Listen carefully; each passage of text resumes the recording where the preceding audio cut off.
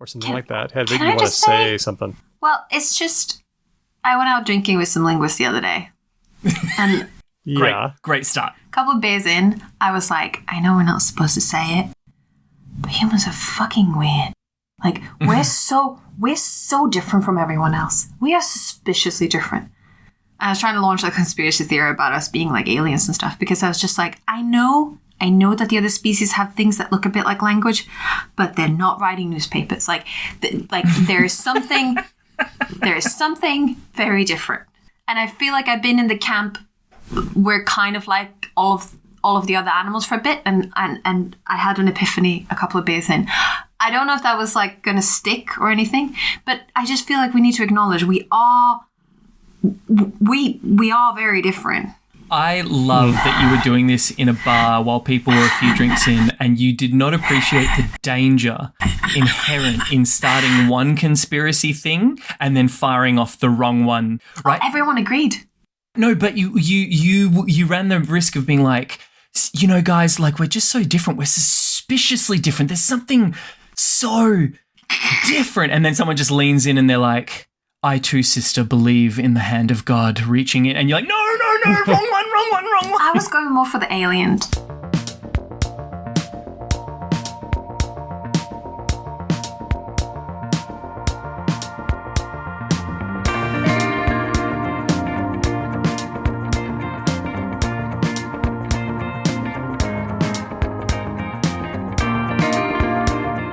Hello and welcome to Because Language, a show about linguistics, the science of language. My name's Daniel Midgley. Let's meet the team. We've got Linguist of the Year and of every year, Hedvig Kiergaard. Hello, Hedvig. Hi. What competition was this? I don't think I have that title. I don't think I've entered into this. You'll always be Linguist of the Year to me. Oh, that's very sweet. Worthless. Nothing award. Hedvig, tell me a word you have trouble spelling. There's a bunch. In any language. English is worst. In the languages I know. Okay.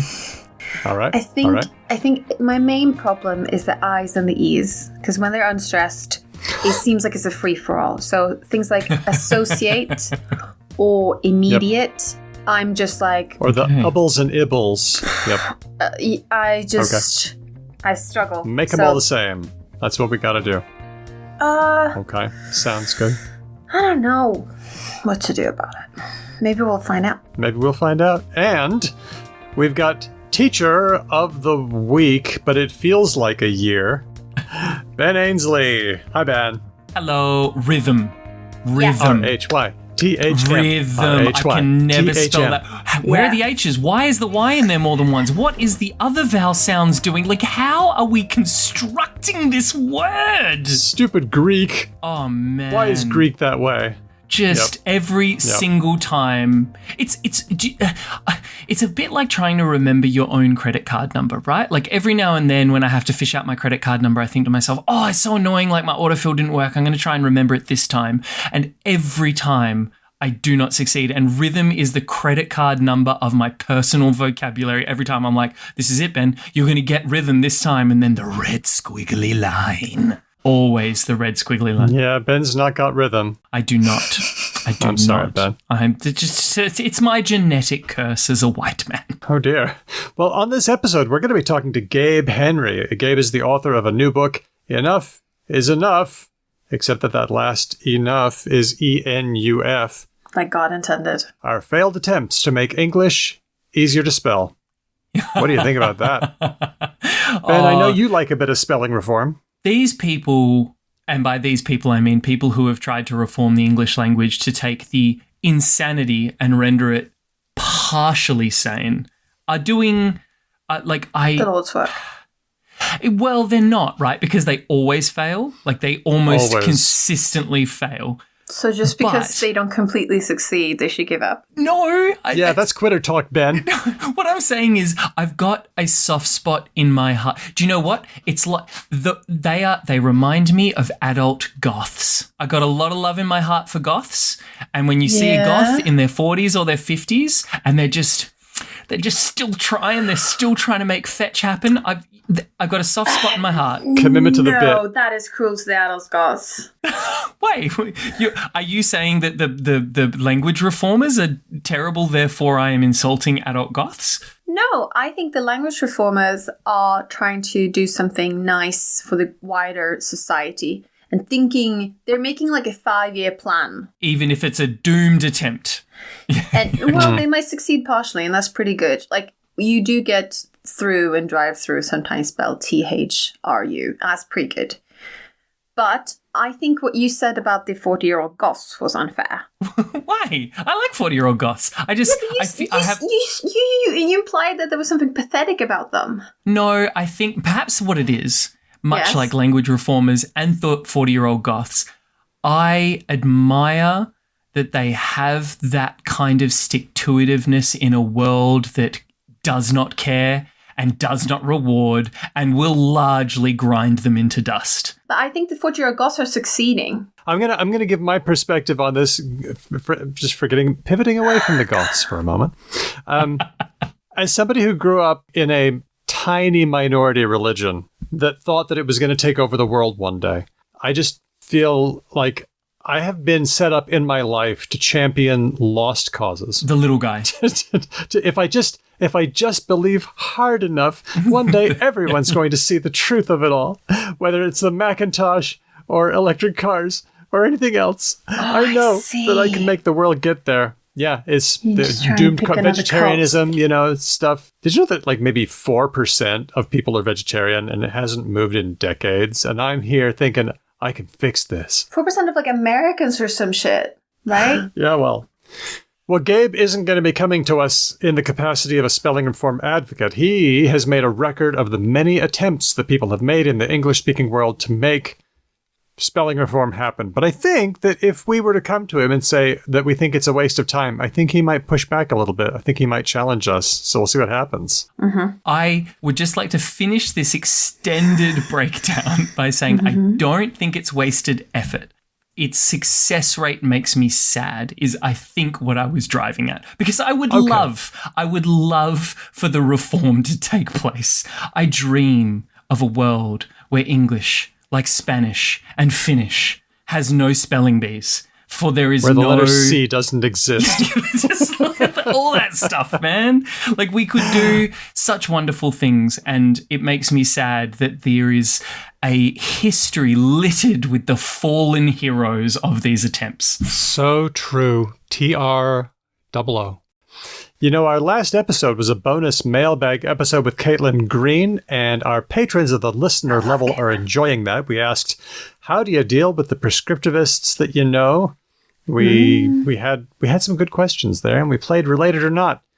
Now, we also have coming up a live episode for Lingfest 25. We are going to pile everybody into a Zoom room, and we're going to ask some tough usage questions, and we're going to fix them by voting on them, as is our custom. All patrons get to come, even the free ones. Check Patreon to see when that will be. And if you're not a free patron or an expensive patron, then sign up. Patreon.com/becauselangpod.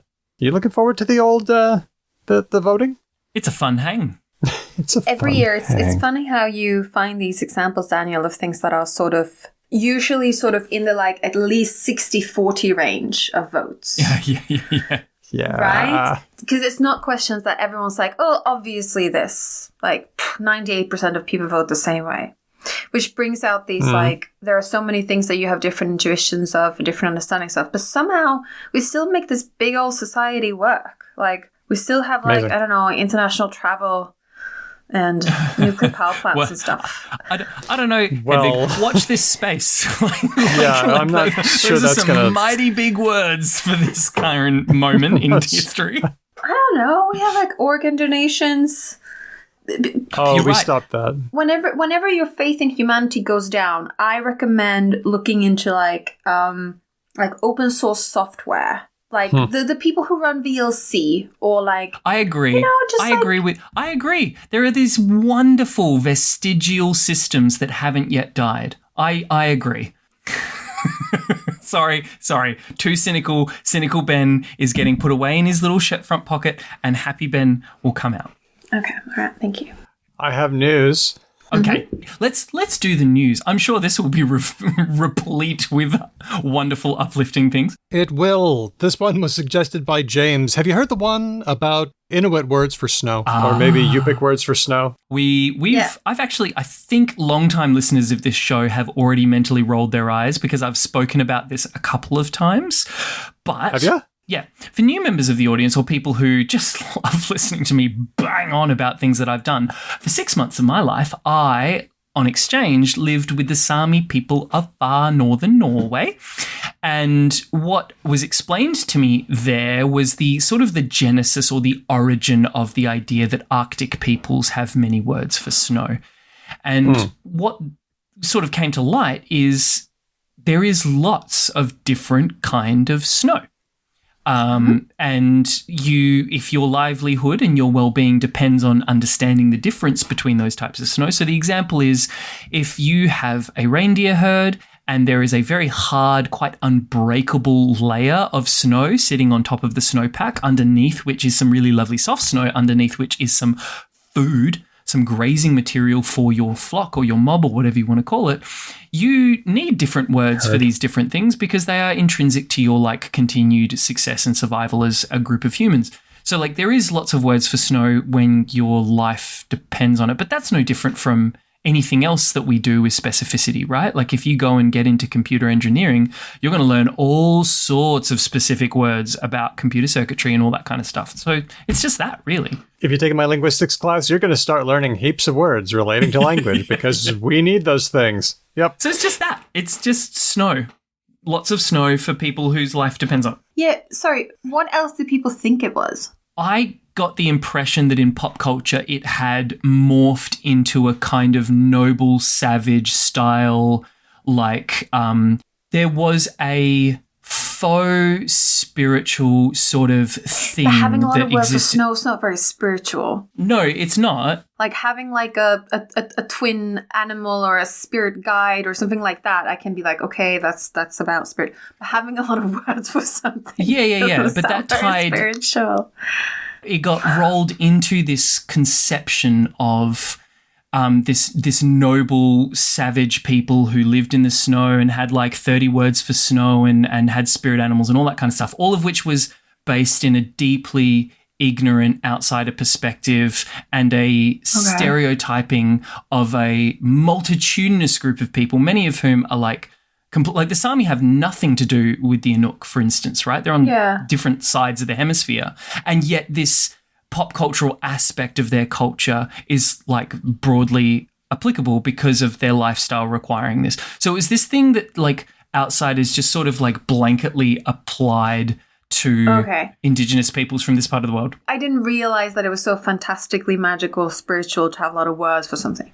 I thought that when people said it, they meant, if you live in a snowy place and snow matters to you, you might have a lot of words for it. Well, there's a couple of things going on. So linguists don't like it because it's kind of exoticizing and weird and kind of lazy because, they have a lot of words for snow. Wait, well, what is a word, actually? Don't these languages operate in a certain way that makes words act like sentences? And don't we have lots of words for snow in English? And what are compounds? Right, what are compounds? I mean, aren't we really just talking about the way that languages put words together? And then the second thing that linguists don't like is that they think it sounds really Worfian, by which I mean taking part in the idea that the kind of language you speak has a spooky influence on your thinking, and if you have lots of snow around, you're going to see more words about snow. Shouldn't that be that the language they have changes the way they perceive the world? Yes. So and this is pretty hard because like Ben was saying, if you live in a place with a lot of snow, you probably notice a lot of differences about snow that someone living in Perth wouldn't really pick up on. Right? It's cold. You have hit on the reason why I don't think that this is a Worfian thing at all. Because remember... It's just picking up a thing about the world. Exactly. Okay, so see, the Worfian claim, you've got mind, you've got world, and you've got language. And the Worfian claim is that language affects the mind, constrains the kind of thoughts we can have. But this would be a case of world influencing language, which is fine. That's not part of the Worfian claim. We know that language is optimized to have to reuse efficient units, and this is just normal. This is just jargon. let's get to the story. Okay. This is a piece of work from Temulin Kishisuren of the University of Melbourne and a team. This is a preprint. They have taken a look at words for snow and words for a lot of other things in a lot of different languages. And they've seen if people who speak those languages like to do something called lexical elaboration, which means you take the vocabulary that you have for a certain semantic domain and you flesh it out. You make it very complete. They make this statement, and I liked this. Claims about lexical elaboration are sometimes dismissed as, get this, either obvious or fanciful. That's how linguists take this, by the way. If you make this claim that, oh, people have a lot of words for thing in this culture, they either say, well, that's not true, that's fanciful, that's just junk. But then if you explain it, then they say, well, that's obvious.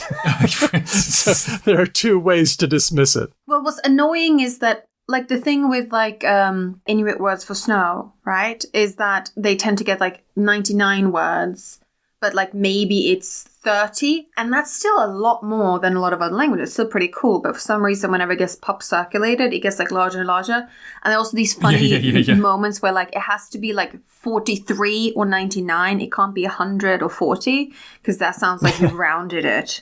And that's, like, not scientific. I gotta lie convincingly. Yeah. Well, this team made a data set called BILA, the Bilingual Lexicon Assembly. They grabbed something like 1,500 bilingual dictionaries.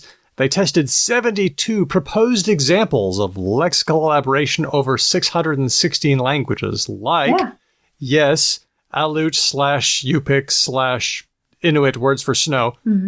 Or speakers of Polynesian languages typically have a number of different names for different kinds of bananas, sweet potatoes, and taro. Or English has a large number of words referring to kinds of motor vehicles. Oh, yeah. Take that. Yeah. So what they were doing was they were looking for different concepts related to climate, to sensory perception, stuff like smell, and then concepts like maybe dance. And they looked for how well those concepts were represented in dictionaries in different languages. And then they took a look to see if that could be predicted by the natural environment. Like, what's the temperature like? What's the wind speed like? What's the culture like? What kind of things do come up? Nice. Now, what they found was, well, they found a number of things. Number one, people frequently dismiss the whole Inuit words for snow thing. But in fact, they found that people who live in snowy climates, they just got a lot of words for snow.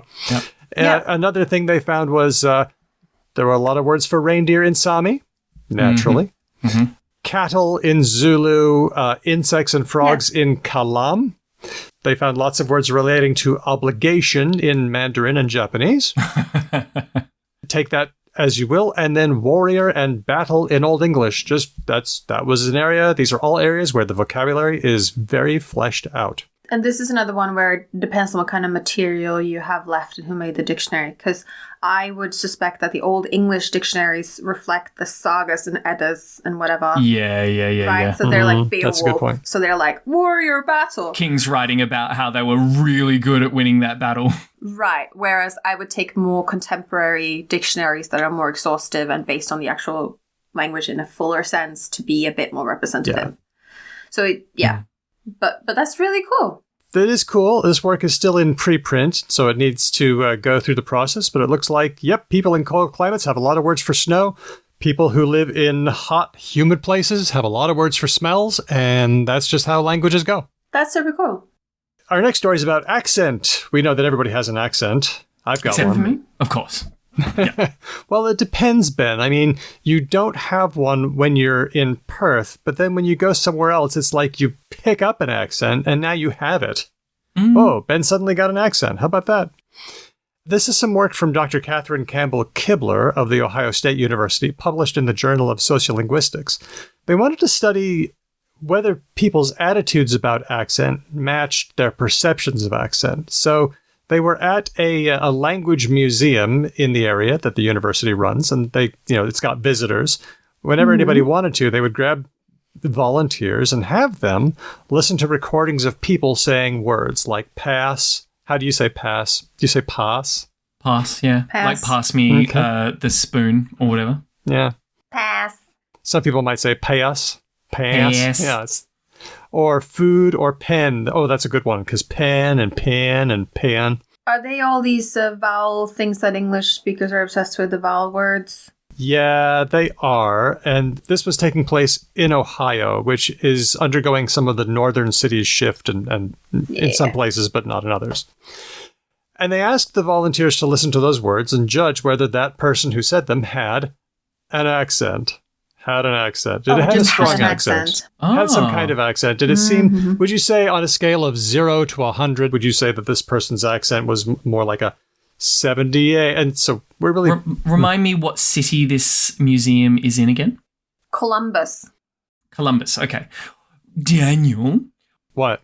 What regional access would residents of Columbus, Ohio, most likely have? Okay. Columbus must be mid, surely. That's right. It's called the Midland accent, which is considered to be pretty standard.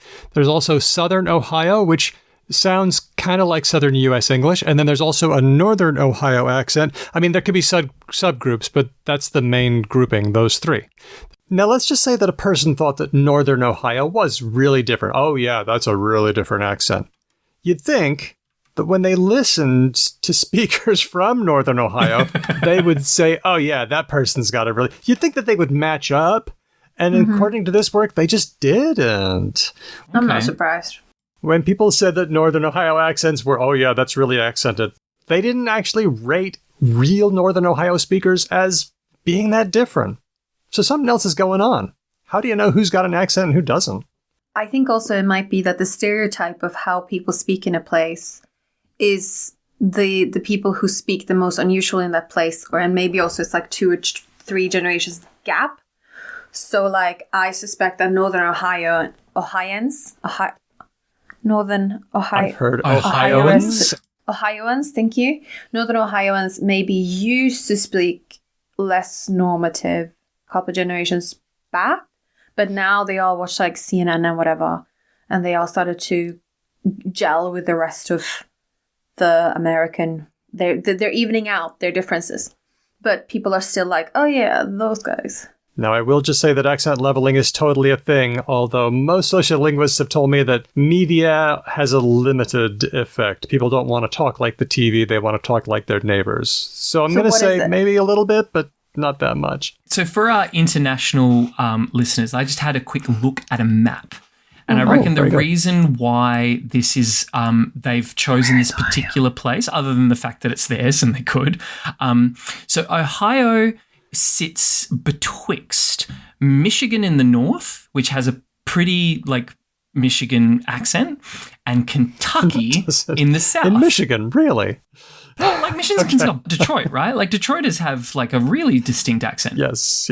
Okay. I just love how you identified Michigan as having a Michigan accent. That was helpful. Thank you. Then I think you need to go one step back for the poor Europeans. Ohio is in the east of the country, and it's just below the Great Lakes. Yes. More or less. But the point is, Kentucky is a member of the southern states, so you would expect it to have like a pretty pronounced southern American accent. And Michigan has its own very not southern accent. So like Ohio is really like a boundary spanning thing from a lexical point of view. If you're talking about accents in America, you probably couldn't find a more effective spread. That's good. Between 3 states, right? Like you go from southern to mid to northern. And I suspect what these people in this survey were saying, like, oh, people from Northern Ohio, right? They've got like the crazy strong Northern Ohio accent. Possibly just kind of presuming that because as they get closer to like Michigan, they're just going to sound more Michigan-y. And what you're saying, Daniel, is the data's like, nope. Not really. Not so much. Or, I mean, there is, but there's also a mismatch between attitude and perception. Another interesting little tidbit that they've picked up on was that young people, like, age 9, 10, 11, 12, they didn't really see that much difference in accent at all. It was the older folks that saw the big differences. Oh, yeah. So that was an interesting. That's hugely surprising, is it? Maybe not. So what determines who we think has an accent? It seems to be more about attitude than it does about acoustics. If we think they're funny looking. Oh, those Northern Ohioans, I don't trust them at all. They sound real different. What about this person? Oh, no, that sounds like my neighbor. Well, that's a Northern Ohioan. Oh, I don't care for that information at all. Let's go on to our last news story. This one was suggested by Diego. Is anybody keeping track of genes and language and mice? Did anyone notice this one in passing? Has anyone been keeping track of and then names really unconnected concepts? Genes, mice, language. Yep. You must have seen this one, Hedvig. Yeah, Daniel. That one's, my search alerts just went bananas. Jeez. Wait, Ben, we can guess this. You want to guess it? Okay, go ahead. It's about countable things. Okay. Jeans, a pair of jeans, you have to say them in the plural even if you just own a pair. It's like scissors. I hate it. No. He was talking about the things in our body. I'm not going to tell you. Oh, fuck. I'm not going to disambiguate that for you. In that case, it is something about a gene that we're experimenting on that has some impact on language. And we're experimenting on poor mice, turning it off and on or making them listen to things and bop a thing and get a treat. And, I love that summation of science. Bop a thing, get a treat. I love it. Where's the lie, though? No. Where's the lie? I am not calling that wrong. I am calling that delightfully honest. Yeah. Ben, did you have a guess? Well, I was hoping. Yeah, I know it's a very nice sound. I was hoping that it was to do with we have found a gene in mice that allows us humans to process language way better and we're splicing it into us or something cool and Batman-y like that. Oh, right. Okay. We're on the cusp of gene editing to make language super beings. Much like self-driving cars, this was shit we were promised like a decade ago with CRISPR-Cas9, right? And I am yet to see my freaking Great Dane-sized Chihuahua, which I was told was not far away. I know. Okay, so here's the story. Every once in a while we hear reports of a language gene, a gene in humans that somehow in the mists of time flipped on and allowed us to do language or made it possible for us to move linguistic symbols around in our brains. Back in the past, if you talked about language genes, it was probably a gene called FOXP2. Yes! We talked about this on the show a bunch of times. Zebra finches that don't have a working copy of FOXP2 don't sing very well. If you knock out the FOXP2 gene in a mouse, they don't squeak as much. And in humans, if you don't have a working FOXP2 gene, then you get language issues. There was a whole family that had a faulty FOXP2 gene, and the ones that had that mutation didn't have good language skills. But now, there's a new gene in town.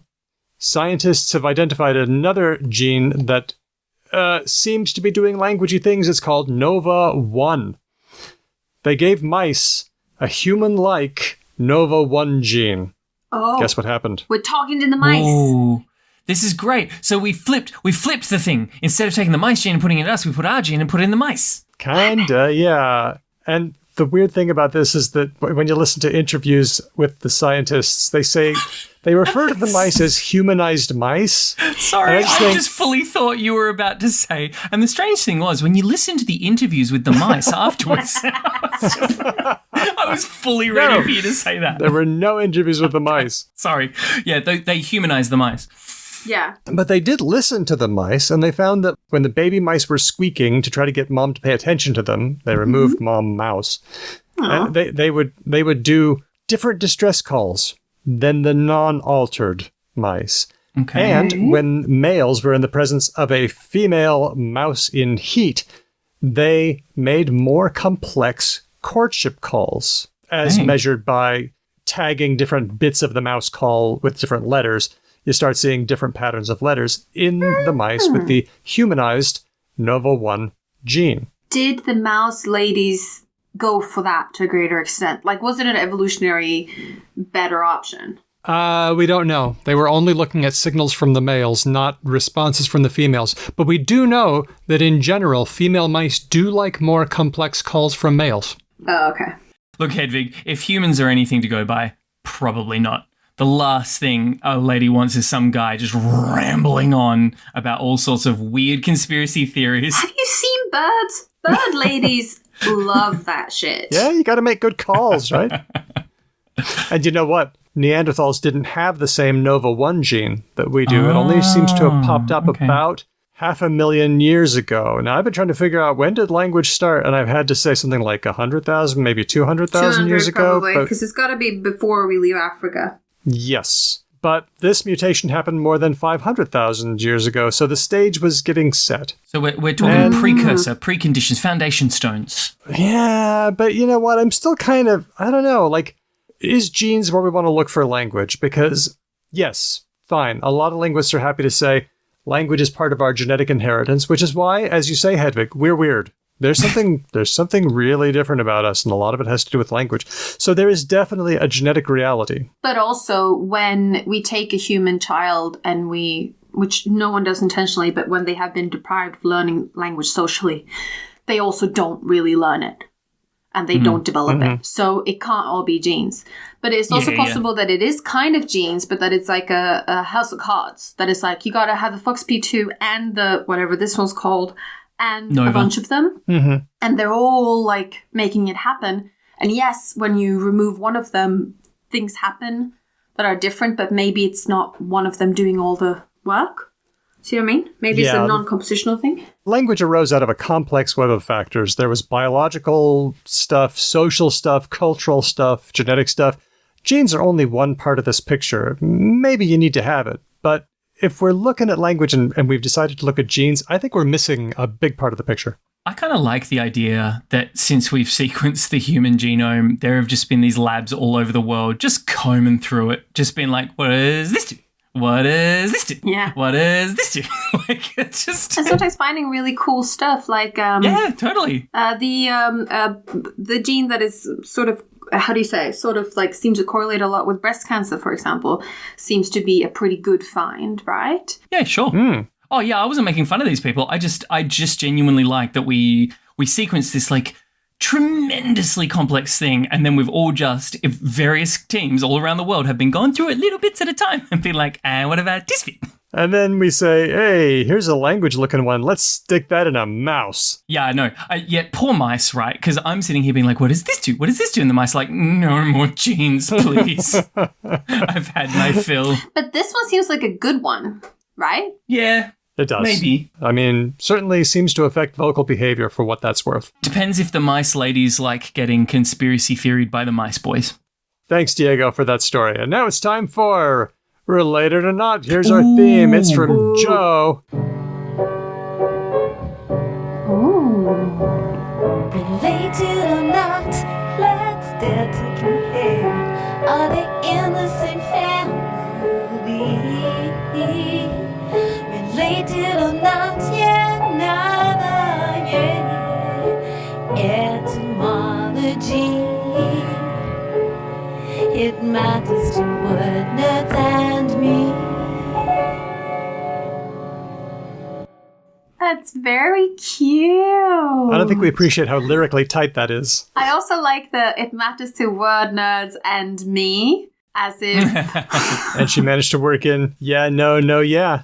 Yeah, very well done. As an inveterate fan of the television show Seinfeld, I will never not love that theme song, but I would just like to throw the tidbit in for our listeners that whilst we may be most familiar with that song as the Believe It or Not, George Isn't at Home song, it is itself based on a song from American pop culture in the 80s, The Greatest American Hero series, and it is its title song. So, yeah, there you go. Still slaps.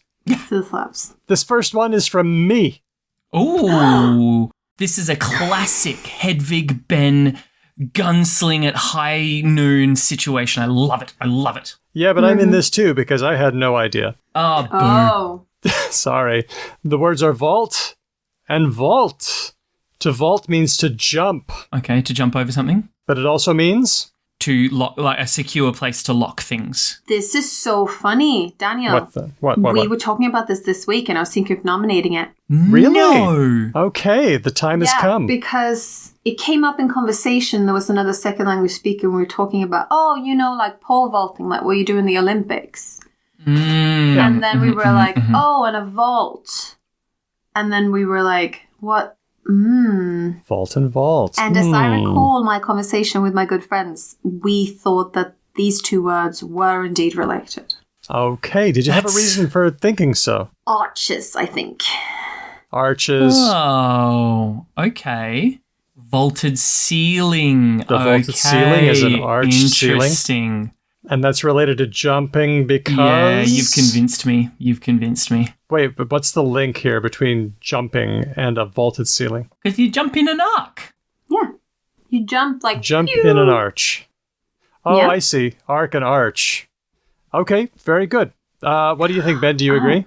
My gut feeling was that they are related based on nothing other than the fact that they're spelled exactly the same. And that, for me, considering that it is a word that applies to a fairly modern concept in relation to a secure storage place, right? Like, I don't think we were referring to the dungeon of a castle as a vault, right? Like, it really, to my understanding, it really has, like, mechanical connotations.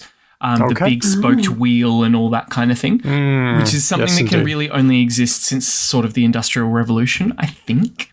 So, with that in mind, I reckon with a word being that recent and then spelled identical to another word, I thought they were related for that reason. Or that's a signifier of their relatedness. I chose not related because I was aware that words can be spelled differently at first, but then they grow together. I'm worried about that. It's true, yeah. That can happen. Like lie and lie. Tell a lie or lie down. Those come from completely different words, but they grew together. I thought, well, if they are related, the unifying sense would be that of safety. You jump to get out of trouble. A vault will keep your things out of trouble. Okay. But I still said not related. Okay, so you both said related. I said not. The answer is, yeah, they're totally related. Now, vault comes from French volte or voûter, to gamble or to leap. They got it from Italian voltare, to turn. And they got it from Latin volvere, to turn or to turn around and to roll. So when you're vaulting, you're jumping, you're turning, you're twisting, you're gambling. Is it because you turn the wheel on a vault? Is that what it's from? Okay, let's turn our attention to vault, the place where you keep things safe. This also came from French voûte, a vaulted roof or a chamber. As you know, a vault in this sense is a structure of bricks or something designed to support itself and form an arch like a vaulted ceiling. This came straight from Latin, the exact same word, volvere, to turn around. And I suppose this might be because when you're making an arch, the arches are turned into a round shape. Okay. The word has been used for lots of things like a vaulted ceiling, but an underground vault could be used for a prison or a dungeon. Sorry, Ben. Oh, damn. So it does go back that far? It goes back to like, what, 1300s, 1400s? About 1500s. You could use it for keeping wine, anything. But by 1725, people were using it for a bank vault. So they are related. Interesting note. Lots of words that had an L in Latin lost that L in French because L's just kind of step out. And got it back. And then people said, oh, no, we got to put this back. Oh, English, what are you doing, man? Leave it alone. That's interesting because it means also that it didn't like naturally pop back, but it was because people were like reading the Bible and stuff in Latin. Or just aware of Latin. And they were like, oh, I see this. It should be like that. The French fucked it up. Yeah, that smacks of like Enlightenment, classical love, kind of like, oh, we must do it like the Greeks. That's fun. I had a read of Skeet's etymology, and Skeet was fairly unsparing about those people. So vault did that. It got back its L. The word fault got back its L. Okay. Falcon. Nobody said falcon until the L was put back. People used to say falcon, like a hawk and a falcon and birds like that. Wow. Also, I didn't know this, but one that lost its L was the word which. We don't say which with an L. Like which one? Whilch. Whilch. Excuse me, where would the L be? You can find lots of people spelling it Wilch, LCH, in documents. Back in the old days. Lots of examples of olden Wilch. days. He doesn't mean now. He means back then. Yeah, a long time ago. I've been alive for like over 35 years. And Sorry, didn't mean to scare you. No, we're measuring in centuries, not decades. Okay, lots of people. But if you think about it, L does love to step out. You know, there's talk and calm and almond and salmon. Almond. And so what happened was L stepped out in French, but then English etymologists were like, hey, what are you doing? And the L was like, the French said it didn't need me. Yeah, get back in that word. Get back in there. Yeah, you're not fired. Your previous firing was unauthorized. You need to get back to work next week. Who is that guy? That Frenchman? He doesn't even work here. Yeah. I still like that bit from the Goon Show, the bit in the bank where they say, now, in this bank, you get your own vault. Then, if anything happens, it's your own vault. This one comes from Liz, who Emailed us, hello@becauselanguage.com. Liz says, here's an idea for related or not. Are any of these words related? Pass, as in, they gave me a free pass to the movie. Okay. Pass. Could you pass me that beer? Ooh, Sure. okay. Pass. They offered me the job, but I decided to pass. Okay. Then, past the adverb. There were so many moving boxes, there was no room to get past. And the last one, Okay. past, as in the past, everything was easier. So let's just summarize. Ooh, there's a lot there. Okay. A free pass, that's one. Meaning almost like a document or a certificate to like do a thing. A free ticket or something. Yeah. Pass me a beer. Okay. To hand someone something. I'll pass. I do not want this thing. Skip it. To get past or to move past. Okay. To move past something. Yeah. And then in the past. All right. Do you reckon they're all related? Do you reckon there's 2 different or 3 different camps? What do you think's going on here? Can I, before we answer this question, can I admit to the fact that this is another one of those things like the word rhythm where I'm always frustrated by which one of these I'm supposed to be using, like PASSED versus PAST. It really frustrates me. Oh, okay. And it shouldn't be hard because it's actually like they're relatively distinct words. And yet every time I'm writing an email to someone and I'm like, quickly go to Google, which one should I be using? Interesting. Okay. Maybe I should start because I haven't started yet. I thought that they were all related, and I think they share... Wow, every single one. I think they share a unifying sense to move through. You pass somebody a beer, the beer passes through space. You get a pass, you can go through. move You decide to through space, pass on something, that thing goes through. Something went past, it goes through space. And in the past, time passes by metaphorically. I think that they all share. Okay. But I think past, meaning things that have happened with a T, is the odd one out. Okay. I'm leaning that way too. If I'm going to pick out any one, it is that one. Yep. As That's in- what I was thinking. But In the past? Yeah. Okay. is that just because there's a couple It's of got a things? T. It's got a T, yeah. Is that all we're picking up on? There's Because- that a little bit, but I also wonder if the idea of things that have happened previously is such an old idea, right? Like we're talking like some full tilt Proto-Indo-European, like very genesis of our language roots, whereas the other stuff might have come to us by way of like French or... I disagree. Okay. I don't think that just because something has existed in our conceptual world for a long time, it needs to have an old word for it. Okay.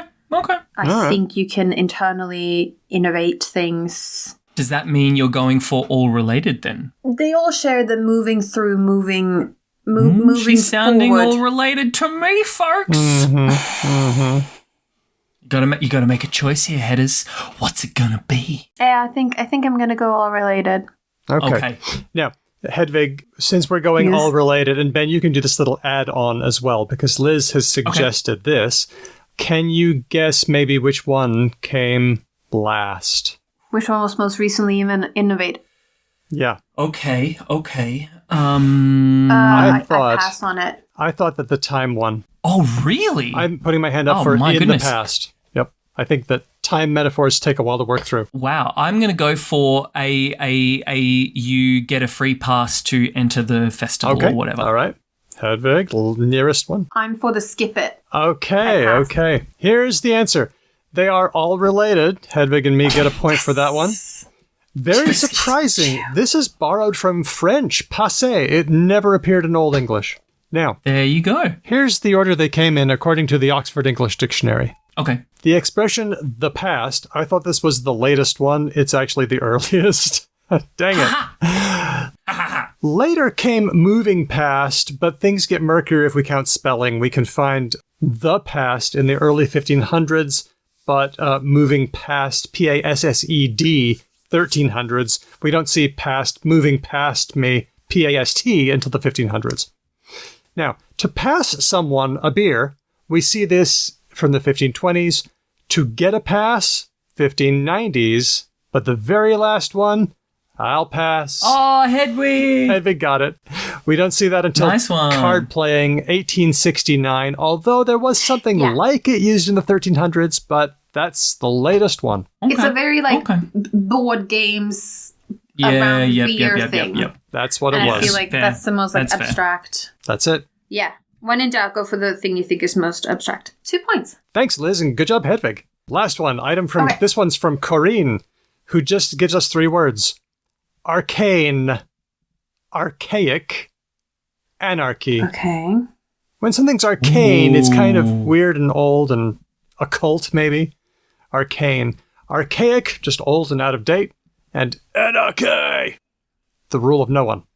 Are any of these related? I'm going all related. I'm coming in hot and All hard. related, okay.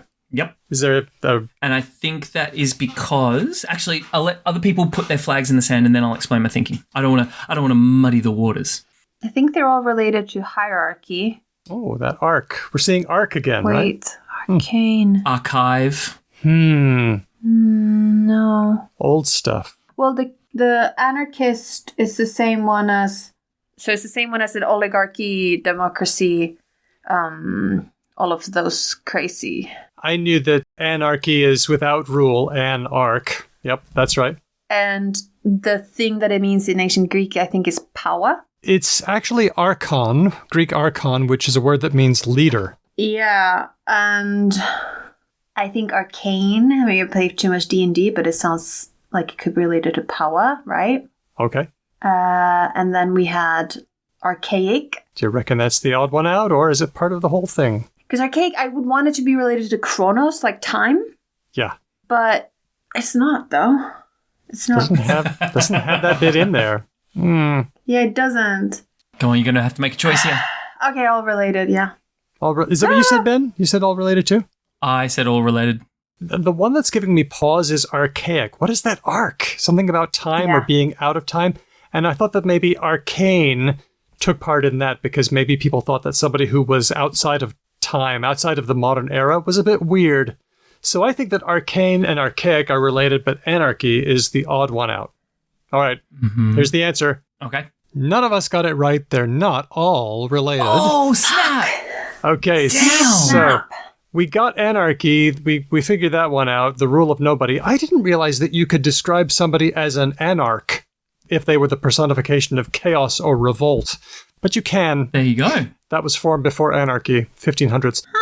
Arcane, if you had an old treasure chest to keep stuff in, an old chest, in Latin, that wouldn't be called a chest. It would be an arca. Oh, like the Raiders of the Lost Like Ark. Ark of the Covenant. Yeah. And if things were hidden away in that chest, they were arcane. They were occult. They were the secret things. Interesting. Now, I thought anarchy was the odd one out, but the two that are related are archaic and anarchy. So here's how. As we said, anarchy breaks down to a without, and Greek archon, a leader. So that's anarchy, no leader. Now, the reason that something is archaic is that it is primitive. It goes back to an earlier time. It came first. So this notion of firstness relates to Greek archon, the leader who was first in command, and then something archaic, something that came first but that isn't used anymore. So archaic and anarchy are related. Ooh. Ironically, those two words go back to Greek arcane, to be the first. Greek arcane sounds like the word arcane, but that's the one that's not related. Arcane is the odd one out. Thanks, Corinne. That was some of the juiciest red herrings we've had served up in a while. I'll say. That was because that was just like, oof. Very well done. So Very well done. obviously related. What could possibly? Nope. Yeah. That's so funny. Corinne, well done. played, madam. You sunk us. You sunk our battleships, respectively. And thanks to Joe, who played the theme song very well also. And if you have a theme song, a related or not jingle you'd like to grant us, then we would love to hear it. hello@becauselanguage.com.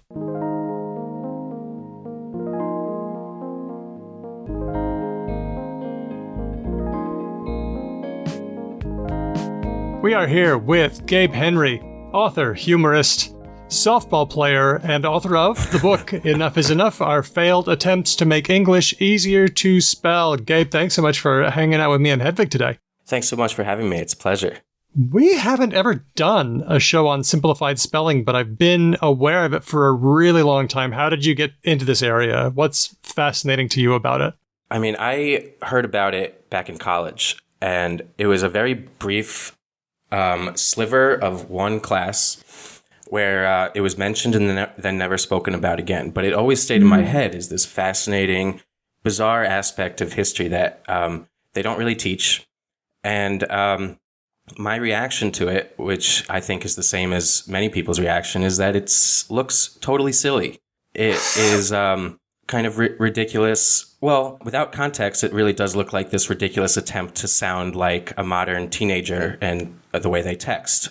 Spelling though, THO, and laugh, LAF, and love, LUV, and just the idea that people were walking around in revolutionary times in their powdered wigs spelling these words. It was just a very kind of absurd notion for me. But it wasn't until many years later that I began looking into the simplified spelling movement and reading through the archives and the newspapers and the letters that I realized how rich and complex this movement actually was. It drew in so many eccentric people from all walks of life, and some of whom were brilliant. You know, people like Noah Webster, the creator of Webster's Dictionary, and Benjamin Franklin. Mark Twain, of course. Yeah, and then there were others who were just clearly out of their minds. And if you read the book, you'll be able to figure out who I'm talking about. But they all shared this belief that you could improve society in some small way by changing the way we spell. So I wanted to bring these characters to life and bring this movement to life, and to show also how sometimes like these tiny efforts to change our world, you know, they might not seem like successes in the moment, but they have these repercussions down the line that can be very surprising. It's often been said that utopian movements can be judged by what's left after they inevitably fail. Yeah, there are plenty of indirect ways that movements affect the future. If you look at a long enough timeline, if you're looking at, 50 to 100 years, you see that these countercultural movements like simplified spelling, which can seem like a pure ridiculous thing in the moment, a target for mockery, and just like a scandal-hungry press just latching onto this and making it into an absurdism. But given enough time, the way these things insinuate into pop culture and then come out the other end, it almost becomes second nature to us at a certain point, that something like simplified spelling and abbreviated spelling and shorthand is what we often use on a day-to-day basis with one-to-one communication with our friends. How much of this movement do you think originally was like utopian? Like, oh, this would be better, this would be easier for kids to learn, this would be easier for people with maybe eyesight problems or learning difficulties. And how much of it is, we don't want to be like the English, we don't want to be like Europeans, we're Americans. It's a little bit of everything. The interesting thing about this movement is that whatever biases or beliefs you have going into it, you tend to see those beliefs reflected back to you. So someone like Noah Webster, who was an American patriot, and he was there at the start of the nation and through the American Revolution. And his priority at the time was, how are we going to distinguish America from England? You know, we just won our independence. We need to create our own culture now. We don't want to have England's culture. And one of the questions is, what do we do about our language? Mm-hmm. Do we go on speaking and writing the language of our former oppressor? Or do we create what would be an American language? And there were a lot of talks among the founders at this time about what to do about language. Some people proposed replacing English entirely with French or Greek, you know, as a way to make it seem more of a classical antiquity language. There was someone who posed Hebrew as a language, as a way to identify Americans as this chosen people. Oh, right. None of these worked for many reasons, one being that everyone already spoke English. So what, in a practical sense, how are you going to make this change? So Noah Webster's vision was, an American English spelling. And this is how you would take English, you would take out all the silent letters, you would take out all the superfluous letter combinations that come to us from Latin and French and Norse and Celtic, and you would just turn it into the most phonetic, scientifically pure phonetic version of these words. And this was also the start of the Enlightenment, scientific revolution, and it just really meshed with all this thinking. So yeah, he wanted to spell tongue, T-U-N-G. Ache would be A-K-E. Music to my ears. I am not a native English. I am actually not great at Swedish spelling either, which is my mother tongue. But for me, spelling is a way to accomplish a goal, and I have very little patience for inefficiencies. But I today have the beautiful, well, depending on how you see it, I have all these technology to help me. So I sort of spell immediate. Like I put vaguely the right letters in vaguely the right order, and then it is fixed for me. So technology helps you out. Yes, but sometimes I insist. Yeah. Sometimes I'm like, this is. I don't. This drives me nuts. You would make a good early American, I think.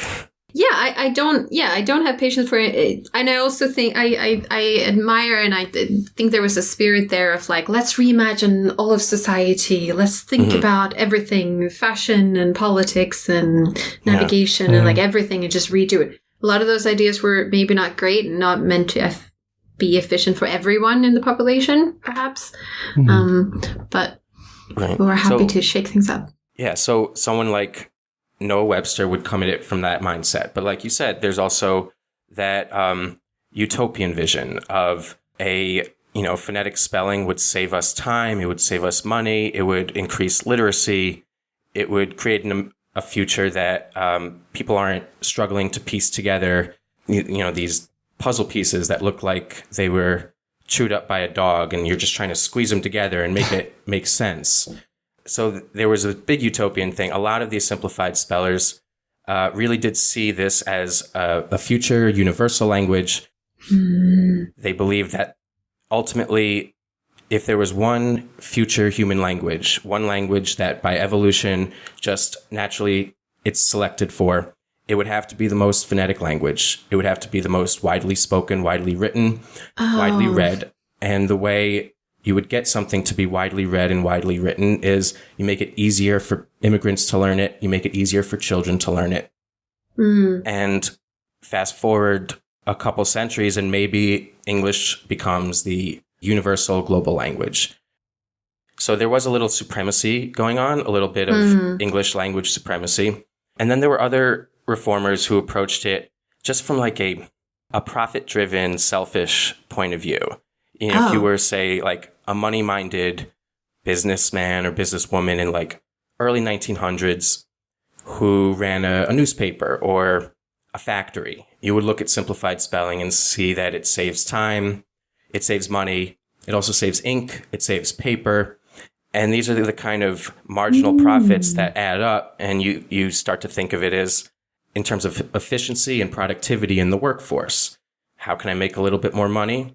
How can I save a little bit more? So Noah Webster did a calculation back in 1789 that his version of simplified spelling would save printers 1 page out of every 18, which doesn't seem like a lot, but for a 180-page book, that becomes 10 pages, 360-page book, that's 20 pages, and that adds up, and that seemed to be the driving force for a lot of people, especially in the late 1800s.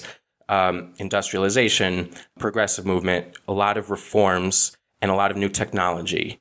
One of the big simplified spelling proponents in the early 1900s was Andrew Carnegie, and he was this big steel tycoon, one of the top 5, maybe top 3 richest men in the world.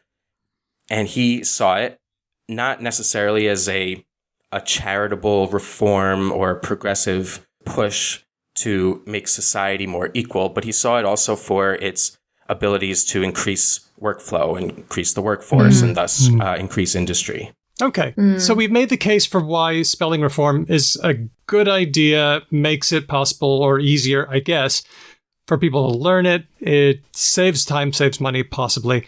There's a lot of downsides. So let's go through some of those. All right, number one, you've mentioned it. Everybody has to do it, and nobody just does anything. So that's one. Number two, it erases etymologies. We have an etymological-based writing system where some idiots took it too far, but some words do contain the seeds of their etymology, and we would just get rid of those. So that's one downside. I don't think that's a downside. That's just that's fine. We don't have to have it encoded in the spelling of the words. Okay, I agree with you. I don't care. So I love the English language. Big lover of English words. I like that they have encoded within them the whole progress of their geographical transformation, political transformation. You can look at a word and see where the Vikings invaded it and where the French invaded it, and you can kind of see these like sedimentary layers. I think it's beautiful, but I don't think it is practical. I think the ideal function of language is to communicate as quickly and as efficiently as possible. I think anything beyond that kind of goes more into the realm of poetry, art, things that you can admire from afar. But I don't think the words of our language ultimately are meant to be admired or studied for their origins, like you're studying a geological rock and trying to figure out where it came from. I think simplicity, efficiency, and it's the most direct way that humans should interact. I think anything else is a little bit more intangible. Okay. And we don't even know the etymologies for some words. So trying to preserve etymology, we might not even be doing that. a more important downside, which yes, please. Am I going to say the same one as you? We might. You'll freeze a particular pronunciation, which might not even be the pronunciation everyone is using. Yeah, what about the word associate or associate, right? Yeah, you have to pick whichever one you like if there's variation at the time. And also, if people start pronouncing that word differently 20 years from now, do you update again? Right. What do you do? That's, whose English gets represented by the new spelling? There's no right answer for that. And that's one of the many reasons simplified spelling didn't catch on. There were societies for spelling reform in America. There were societies in England. There were societies in Scotland. Mm-hmm. And even within regions of all those countries, they were disagreeing on pronunciation. So how do you make a standard phonetic spelling for a non-standard pronunciation? Yeah. How does someone in New York spell car if someone in Boston spells it CAH? Yeah. There are just too many regionalisms to iron it out. May just be easier to spell it one way and then let everybody sort of believe what they want. Okay, well, Hedvig, that was a good one. I'll do the next one. Standardizing spelling makes homophones look the same. I don't want bread and bread to look the same. Like bread that you eat and then being well-bred. Mm-hmm. I don't want two, and two to look the same. Oh. I don't want that. I don't think anybody should want that. But how often are they in the same context?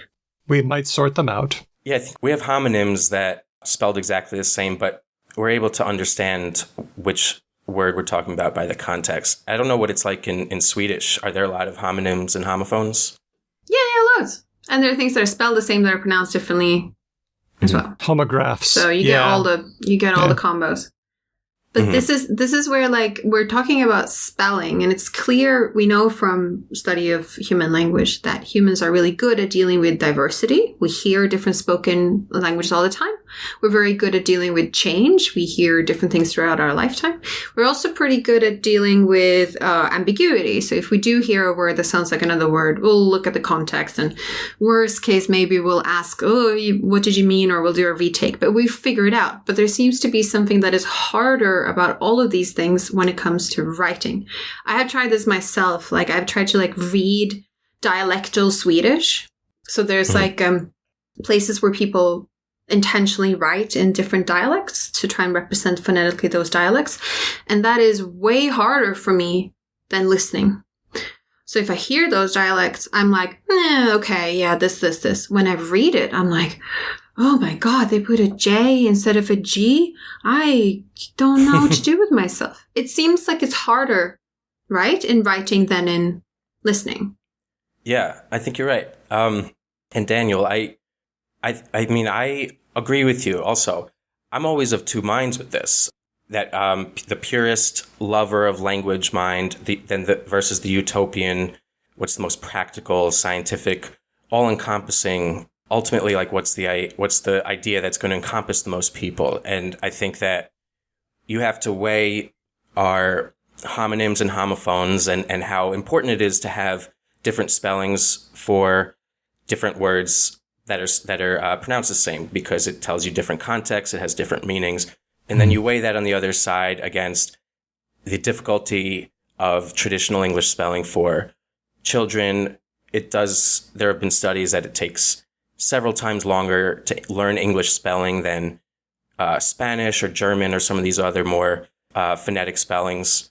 And then for immigrants and for anyone that you want to absorb into your culture, do you want to leave that barrier really tall and really strong where it is, or do you want to open some doorways or take down the barrier entirely? I am a purist in many ways about English. I do love language, but I don't think I need to impose my love of traditional spelling upon everyone that's using it. I think it probably should be the easiest, simplest, most efficient way for everyone. What about the last objection, which you brought up? It just looks kind of doofy. You know it does. It does. I don't care. You know what? I would get used to it in a few years. We would all totally get used to it. You'll get used to it. You'll get fucking used to it. Have you seen like 1800 English spelling? That looks doofy. Everything that you're not used to looks weird. Middle English looks doofy. It really does. Yes. A big pushback against simplified spelling is that it does look doofy. It always looks like a child wrote it. So it's always making itself a target for ridicule. And it explains why a lot of the pushback to each one of these spelling reforms at the time was mockery, was jibes, was political cartoons. But the idea that spelling though, THO, is, let's say, dumbing down English, which a lot of people believe, it's like, I think, as absurd as saying that spelling magic or music without that final K at the end is absurd or is dumbing down. It's just something that we get used to. And Samuel Johnson was spelling words in a way that look pretty ridiculous to us now. And I'm sure we're spelling words that will look pretty ridiculous to people 200 years from now. Yeah. You know, I just found out about Scribble O.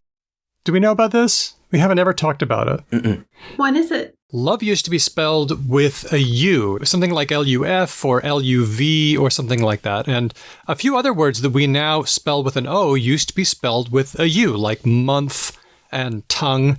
And one explanation is that the scribes of the time were trying to avoid confusion because in the old black letter script, an M looks a lot like an N, looks a lot like a U, looks a lot like an I. And so scribes, the story goes, in an effort to avoid confusion, started writing some words with O instead of U so that it could be more clear.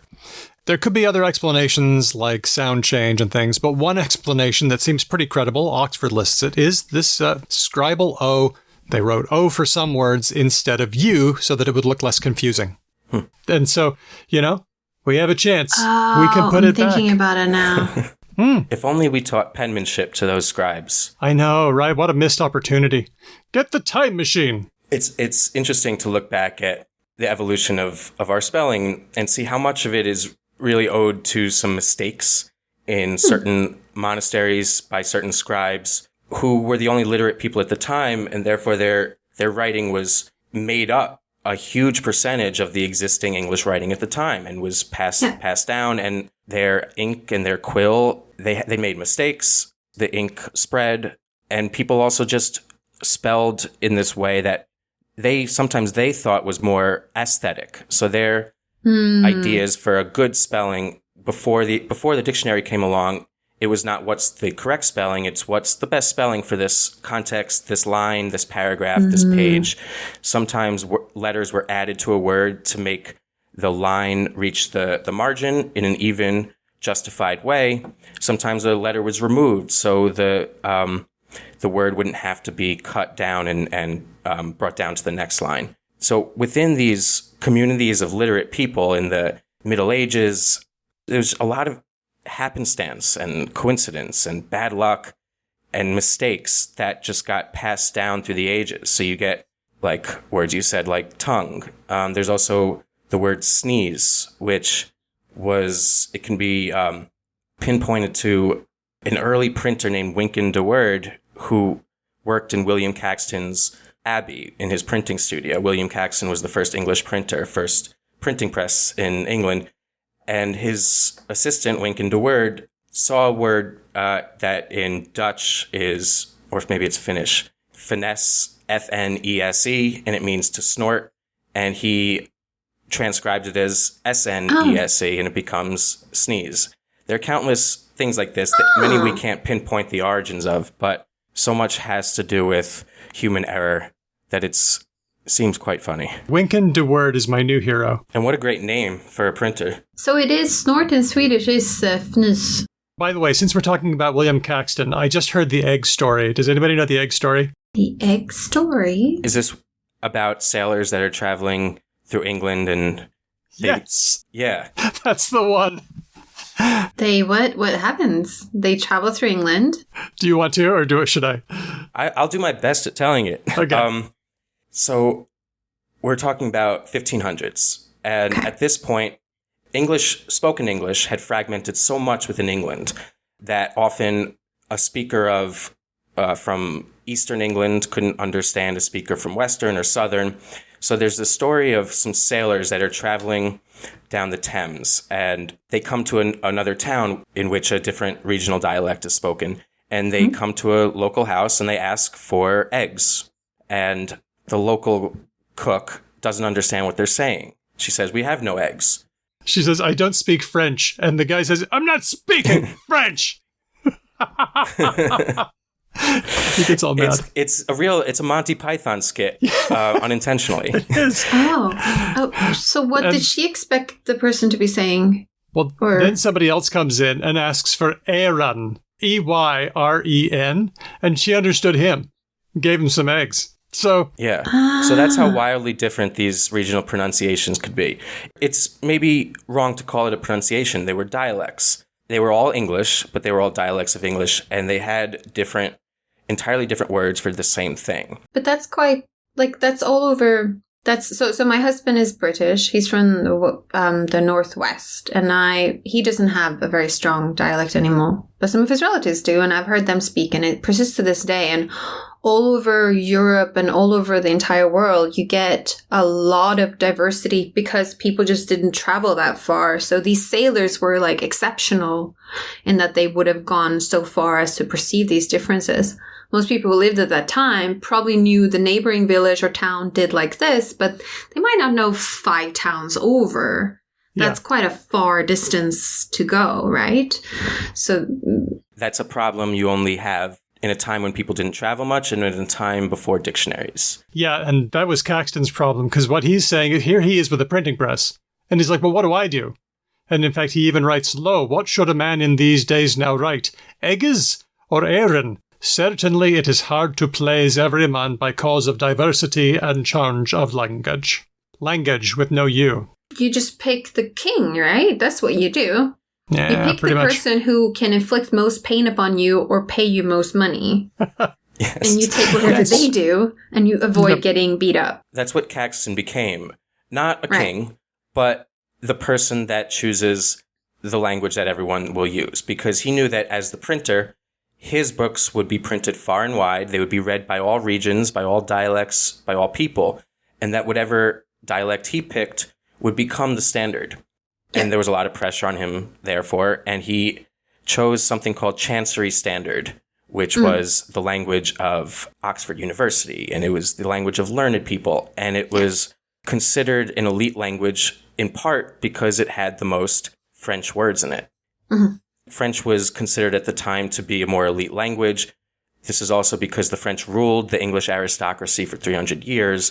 So anything that had a French pronunciation or French spelling was seen as higher than English. So Caxton picks Chancery Standard, and therefore he puts all these other dialects into the outskirts, and they start to go extinct.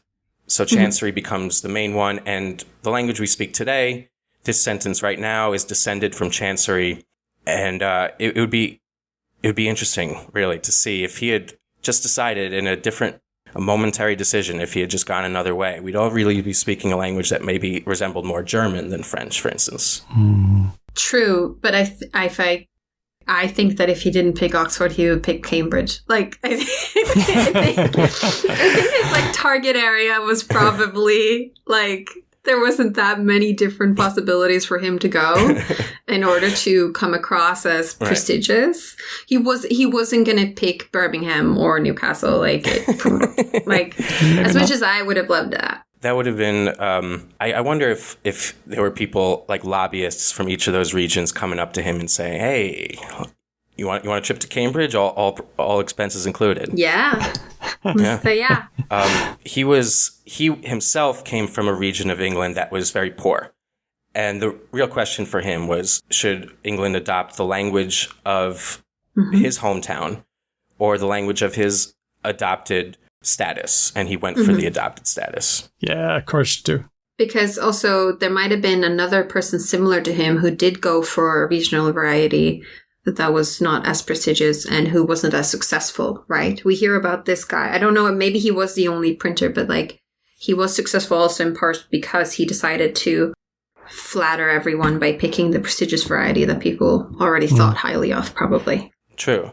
I was surprised in the book to find that people were adding letters. Like I always thought, oh, we've got to remove letters. We've got to get rid of C. We've got to get rid of these weird combinations. And here are a ton of people trying to add new letters in, which makes sense because, I mean, you've got to do it. There are more sounds than there are letters. So adding letters seems like an easy fix. There was a paradoxical thing about these thinkers. We think of something being simpler as something being shorter and easier. For them, simpler sometimes meant the most easily remembered phonetic version. So if you have to string three E's together to get that E sound, just to be more consistent with other words that have that sound, then you're going to do it. So some of these words, like if you take a word like association, which is already running on with a lot of silent letters, some of these simplified spellers, in the name of simplicity, man, they stretched that word. They gave it 5 more letters, 6 more letters. Some of them gave it numbers, as you mentioned. There were a few pushes in the 1840s, 1850s to add numbers in place of letters. This was their version of simplification. That happens in some languages that, and not English languages, sometimes people use numbers for things. Not only like there's numbers for tone, but also for letters, because we're all now restricted by the QWERTY keyboard. So it's very hard if you're trying to make a new alphabet to have entirely new things. But there is a 3 there already on your keyboard. Might as well go for it. Yeah, the Squamish language uses a 7 for a glottal stop. You know. Yeah, there you go. Really? Because it kind of looks like one, sort of. And is that, when did that come into their language? Do you know? Looks like about the 1960s. That's fascinating. Because a lot of these languages didn't have a writing system. So, you know, linguists would come in or missionaries would come in and do whatever they could. You know what? I actually do wish we had an engma, the N with the tail for the N in sing, you know? Why? Why not? Because it's cool. Every time you have an N before a G, it is that sound. Yes, it is. Essentially, except for some compounds, maybe. And a K. Yeah. Let's do it. No, I agree never with that. I'm on board with that. Let's get. I'm not. How about 27? I'll stop at 27 letters in the alphabet. All right. Serious time then. Let's do English improvement. Okay. We have a magic wand. It's time to decide. It's time to pick the low-hanging fruit. Like, if we change some things, it's going to bring down everything on our heads. I do not want that, but I would love to take PH and make it F. It used to be the word fantasy was PH, and now it's an F, and nobody blinks an I. I know that philosophy would look a little bit doofy, but we would all get used to it. I say that's a quick fix. That's an easy one. Am I wrong? change my view. You are right. Okay. You're right. I think that's an easy first step. Okay. I think a good second step, let's attack the OUGH letter combination. Yes. We have about 8 different ways to pronounce OUGH. You have though, thought, cough, bow. How many are we at? Through. Tough. Through. You mentioned a few things. Dough and hiccup. Don't forget hiccup. Yeah. So the 6 main ones we mentioned, then there's hiccup, which is a little bit more of an English artifact, although some areas still use it.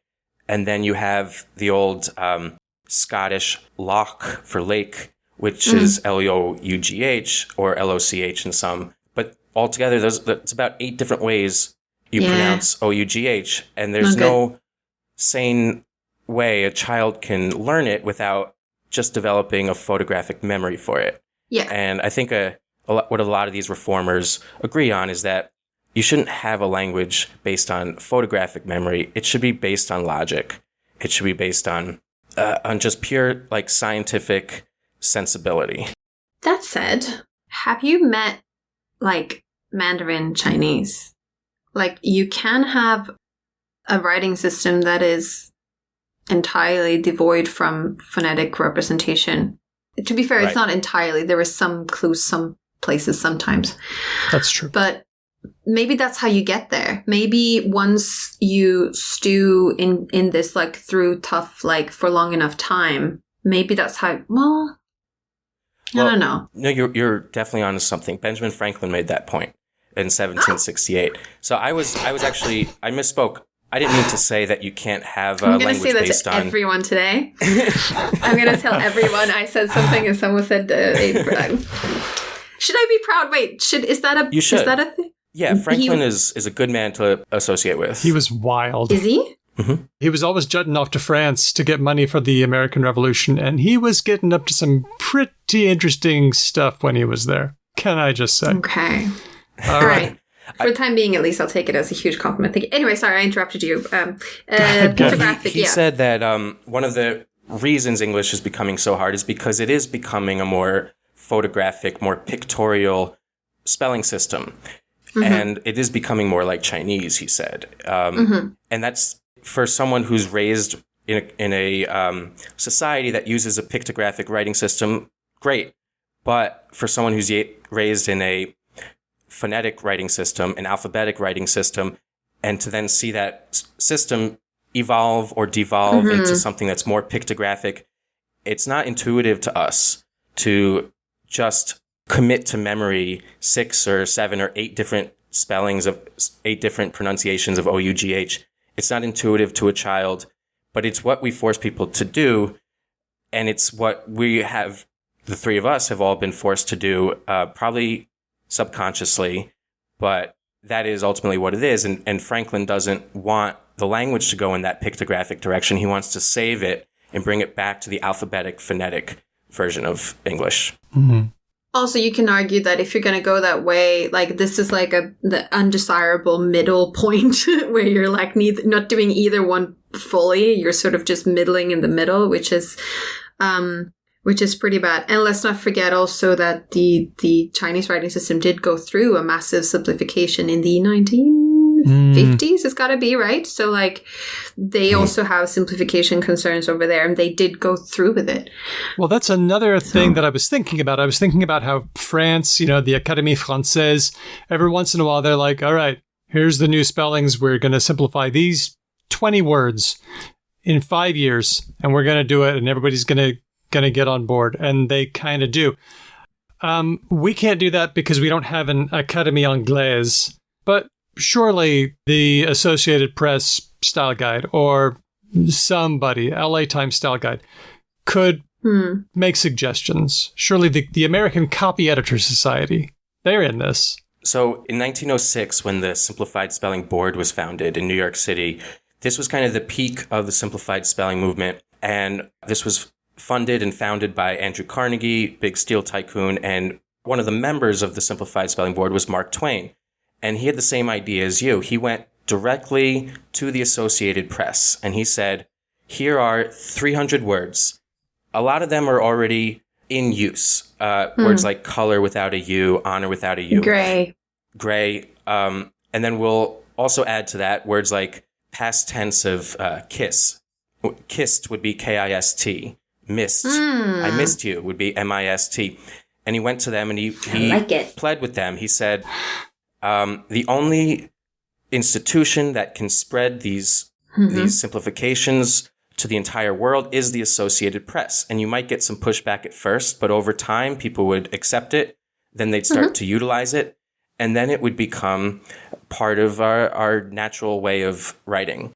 And the founding membership of the Simplified Spelling Board were a lot of people that had a lot of pull in journalism, in newspapers, in publishing.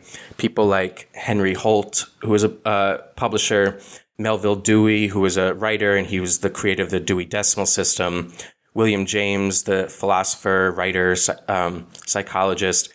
So it was deliberate that Carnegie amassed these members in particular because he knew that to make these words catch on, you really have to enter newspapers and publishing. And there were also a lot of instances in the early 1900s, late 1800s of newspapers adopting some of these spellings. And the publisher of the newspaper taking this moderate step-by-step approach where we'll introduce 18 new words this month and then 18 new words next month and then so on. And the more we use it, the more people don't see it as something that's foreign. I really like the missed and kissed ones. I think that's brilliant. Foreign would be F-O-R-U-N, right? That's, yeah. Foreign. Depends on your accent. Oh, it does. What's the case for free spelling? Because that's something you mentioned in the book as well. You know, let's just move that H around in spaghetti. So this is this idea that... I really struggle with the H's. The Johnny and spaghetti and rhythm. And whoa. Rhythm is the worst. R-H-Y-T-H-M. Everybody's got their mnemonics, right? Okay. Yeah. Mm-hmm. The creative spelling, free spelling movement, this was this idea that instead of standardizing traditional spelling or standardizing simplified spelling, destandardize the entire thing and let people spell how they want. And part of the idea is that among children, this boosts creativity, it boosts play, it opens up the page to more creative expression. And maybe just as a poet or a rapper will write school, S-K-O-O-L, it gets your point across, and it also kind of makes you smile at the same time. And it comes from this idea that language maybe is as much art as it is communication. And it also reduces the gatekeeping. It reduces the stigma of being a poor speller. Rigid spelling rules, even if they're the simplified spelling rules, anything that's rigid like that does create this barrier to adoption. And people with dyslexia, non-native speakers get judged as uneducated or unintelligent.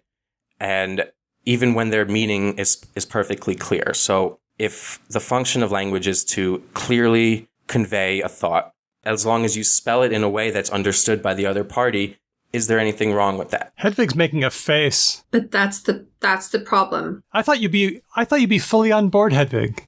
I am on a personal level. You know me. I love to poke at senior people who are snobby.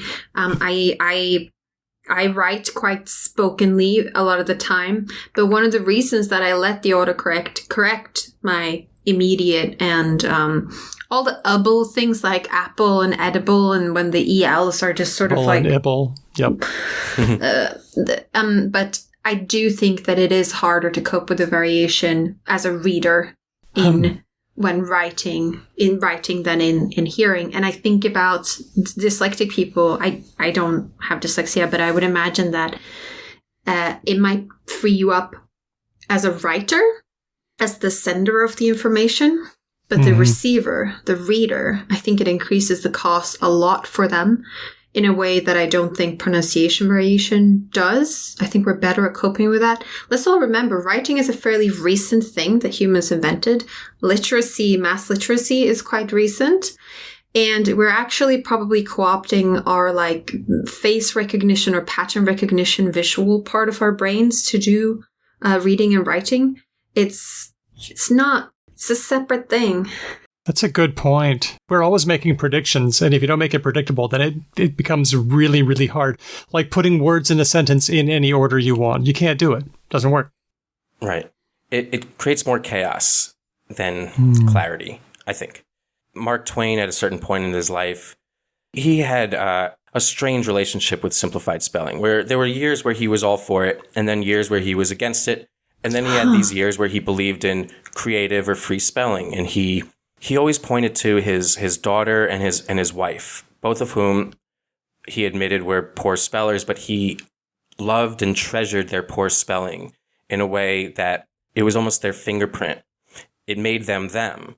It was like a little a facial characteristic that some people might look at and see as a blemish, but he looks at and sees as, this is my wife, this is my daughter, this is who they are. And a poor spelling or a creative misspelling often says a lot about the speller.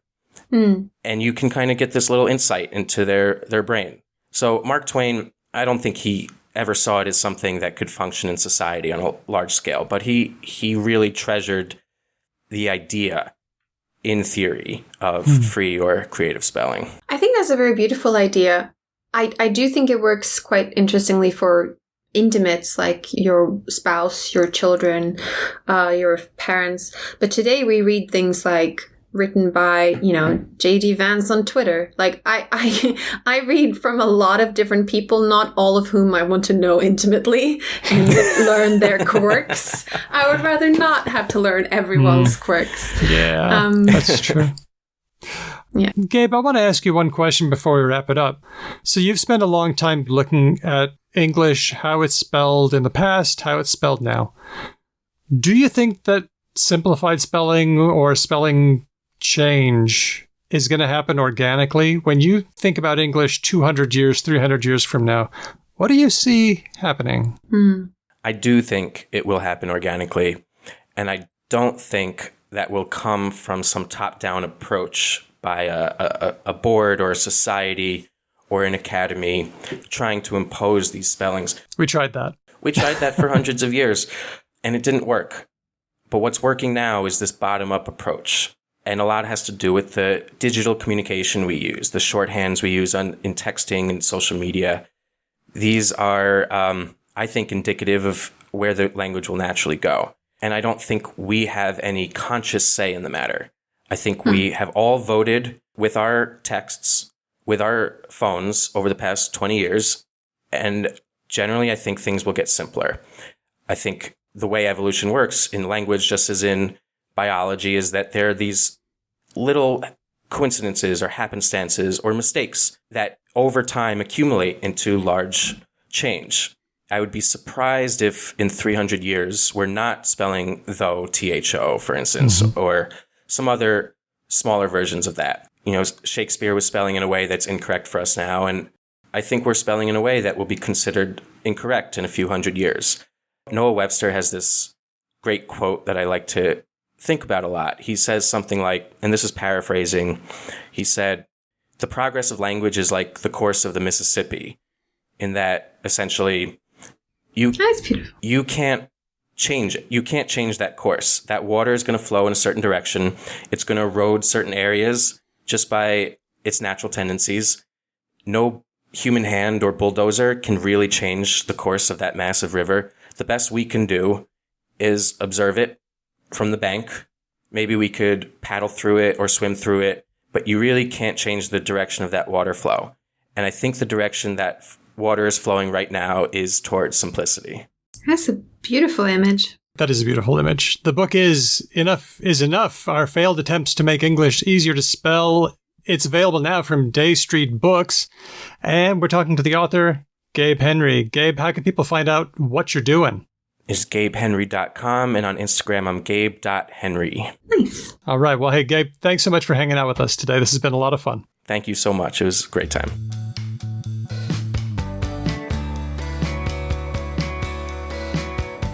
And now it's time for Words of the Week, and there are a bunch of them. Ooh, fun. First one, innie. Your innie is your at-work persona. There was an article in the New York Times about this. It's called Your Innie Will Want to Read This. We'll throw up a copy, a gifted copy, on the show notes for this episode. So the concept is that in the show Severance, some employees at fictional company Lumon have undergone the severance procedure. When they're at work, they have no memory of their outside life, and when they're outside, they can't remember anything they do at work. So your sense of self is partitioned. I find it to be like a soft transhuman philosophical kind of speculative fiction thing. Like when do you stop being you? That sort of a kind of a vibe. Severance is a little bit like a Black Mirror episode, but 2 seasons. Yeah. And also the innies can have distinct personalities and everything, so they don't know anything about the outside world because they behave very differently. There's some people in the show that argue that they each have a soul, so they can go to heaven separately. In relation to this being a word of the week, I really enjoyed Severance, both seasons. I've had a great time with the show. The one and only discordant note, basically, in the entire show is the nomenclature they came up with of innie and outie. I hate it. Oh, really? I hate it so much. Yeah, I really do. Does it make you think of belly buttons? Is that what it is? Well, it's just, it seems so bizarrely childlike, and so little of anything else in the show has been coded that way. It's not like a manifestation. It's not like the family who created it all speak in this like bizarre childlike way or anything like that. It's just this weird fossil-y thing that just stands out in the show, like a really like you're eating a meal and then there's just a really discordant flavor, like you're having some ice cream and someone puts some tomato sauce on it or something like that, and it's just like blah. I don't like it. So you would want like insiders and outsiders or something like that? Look, I don't for a second claim to have the kind of writing chops to come up with a better option. I just know I don't like this one. Well, it is certainly getting taken up by many of us, even who aren't big Severance watchers. People are saying things like, yeah, I do this innie work so that my outie can have a nice vacation. What I think is so funny about that is that, like, this is very explicitly why Dan Erickson created this show. Like, if you read interviews about how he came up with the idea, he's like, well, after I graduated college and before I became a TV writer, I was doing temp work in an office and I hated it and it was eating my soul. And I'm like, and so people are like, oh my God, this is just like my life. I'm like, yeah, because a dude based it on your life. Like, this is not out there thinking. This is just literally a guy just like staring at a clock for 9 hours and having like a basic fugue state. I just think that's really cute. It's in the same genre as like Office Space and other fiction in this space where there are so many people who have jobs that are not meaningful, not let alone like low paid or like monotonous or something, but just like not rewarding to them. And I think since the pandemic and also the generational shift, people are just like not that happy to be grinding away. Like if you work 8 hours a day, that's like a large part of your day. You would want it to be meaningful in some sort of way. You people have jobs? Douglas Adams famously described this as like telephone handle sanitizers in Hitchhiker's Guide to the Galaxy. Like when a society gets a sufficient block of truly useless workers. And it's not their fault, right? Like they exist in a society where they're like, we need telephone handle sanitizers, please. Now, I must concede that we've just lived through COVID, so it turns out telephone handle sanitizers, an important job that does need to exist, but the point is valid. I think something that I realized, I have a couple of friends who have various kinds of jobs that include explaining to senior executives what large language models actually can do. And what has happened, it seems to me, I might be wrong. If I'm wrong, tell me I'm wrong. But it seems to me that for a long time, there were various tools that were developed, like regular expressions, optical character recognition, that for some reason these executives never heard about. And then they hired a bunch of people to do it, to do like data entry and stuff. And that went on for like a couple of decades.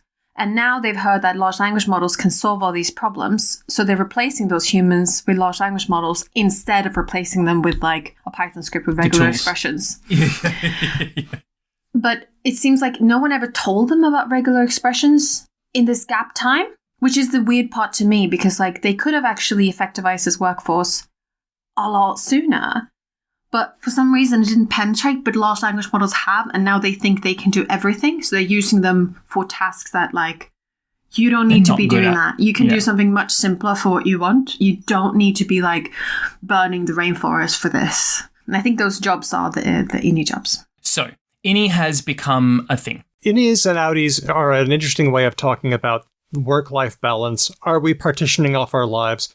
What do we owe the companies that we work for? And I just find that amnesia is such a compelling concept in fiction.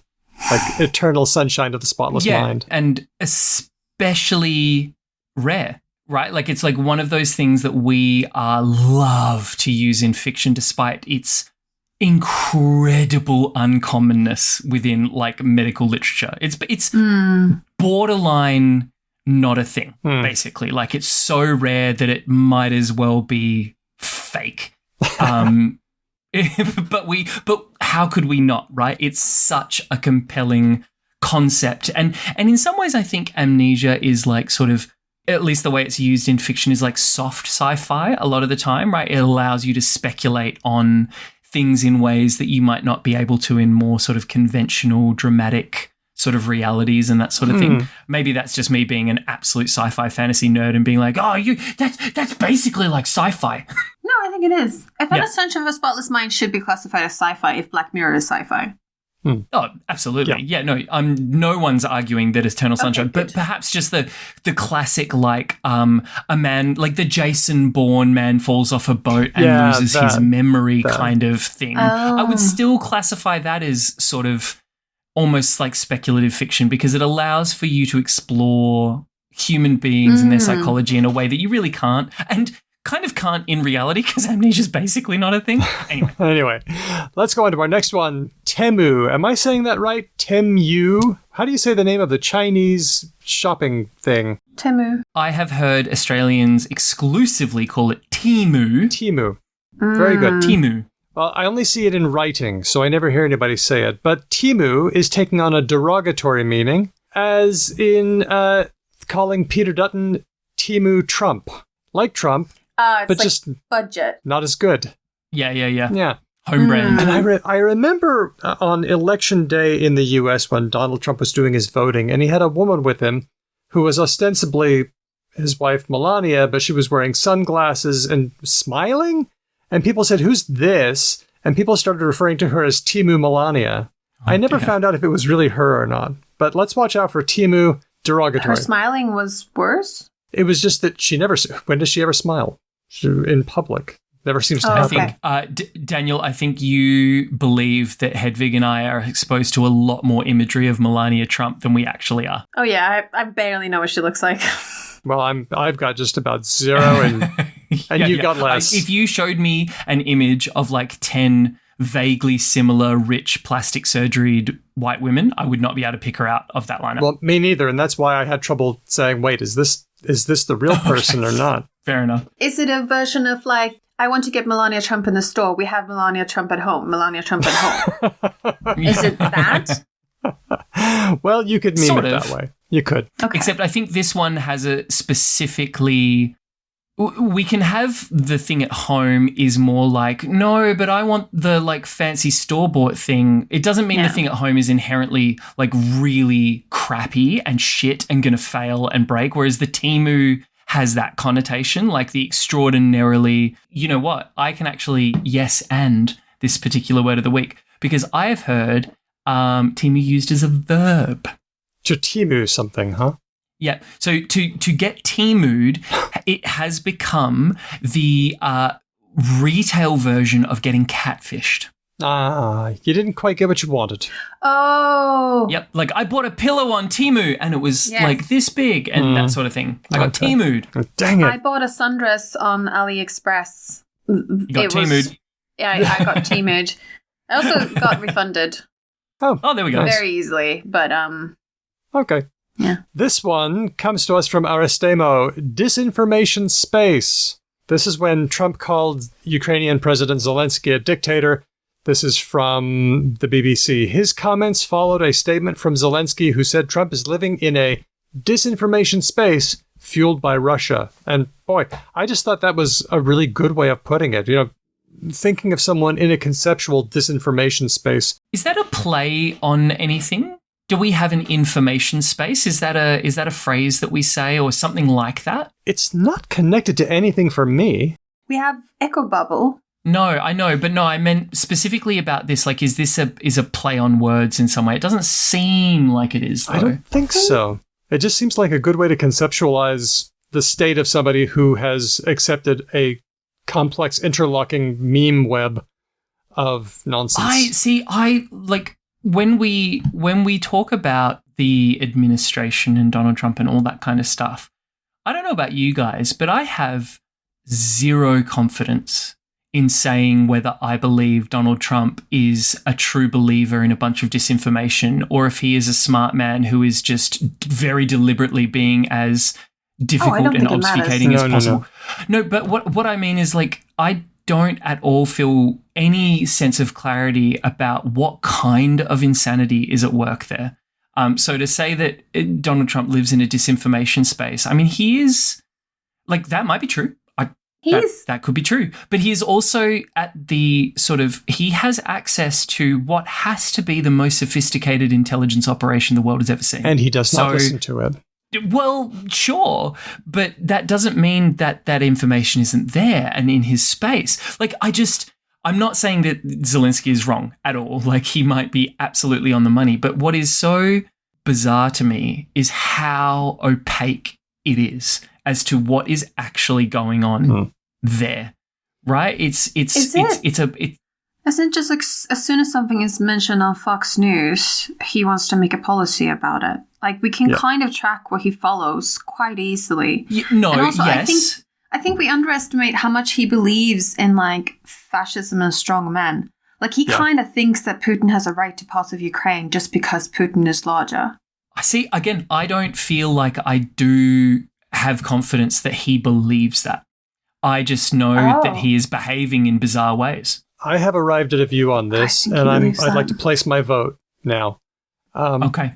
There is no 9-dimensional chess happening here. He really no, is. I don't think that. No. The debate is he crazy like a fox, and he knows what he's doing, not because of intelligence, but because of raw cunning and self-interest.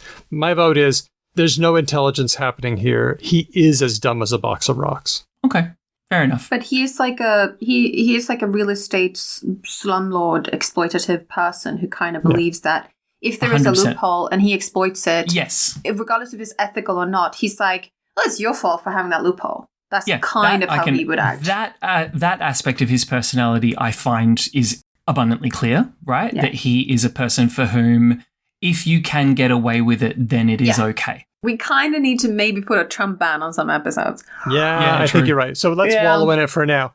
This one is by James, because our listeners keep suggesting these things and they're in the water. Canadiano or Canadiano. I like it. What is it? I know this. It is a type of coffee drink. It is a type of coffee drink. It is what my husband likes to order at the coffee shop. Oh, really? I didn't realize this. I thought it was just a fun, new word for Canadians. No, it's like French freedom fries for French fries. Yes, it is. So Canada is boycotting American products. And also, they're no longer ordering Americanos, which is, I think, a term invented because American soldiers liked it like that when they were in Europe. Yeah, so we better do a quick recap on the coffee culture, right? Please. So in America, unlike many other parts of the world, like drip coffee or filtered coffee, just like big sort of flasks of coffee is available at every diner you could possibly go to. And Americans drink their coffee predominantly this way. Yes, there is Starbucks and there is like barista coffee and that sort of thing. It is predominantly a more sort of like rudimentary coffee experience. Yeah, weird to me. So elsewhere in the world, when Americans travel, because they do from time to time, the nomenclature, and it probably did come from the war, developed of like a sort of weak, watery, black coffee, at least compared to like espresso coffee. No, it is espresso. An Americano is espresso with hot water in it.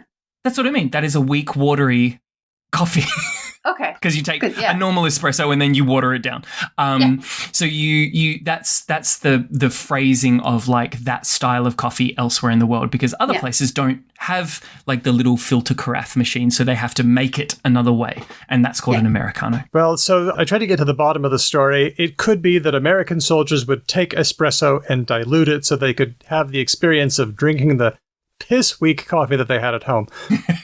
The cup of joe. On the other hand, it could be the Italians simply thought that diluted espresso resembled American drip coffee and they decided to call that an Americano. But one way or the other, the name got stuck, and now in a Freedom Fries move, Canadians are calling Americanos Canadianos. So that's a delightful... I like it.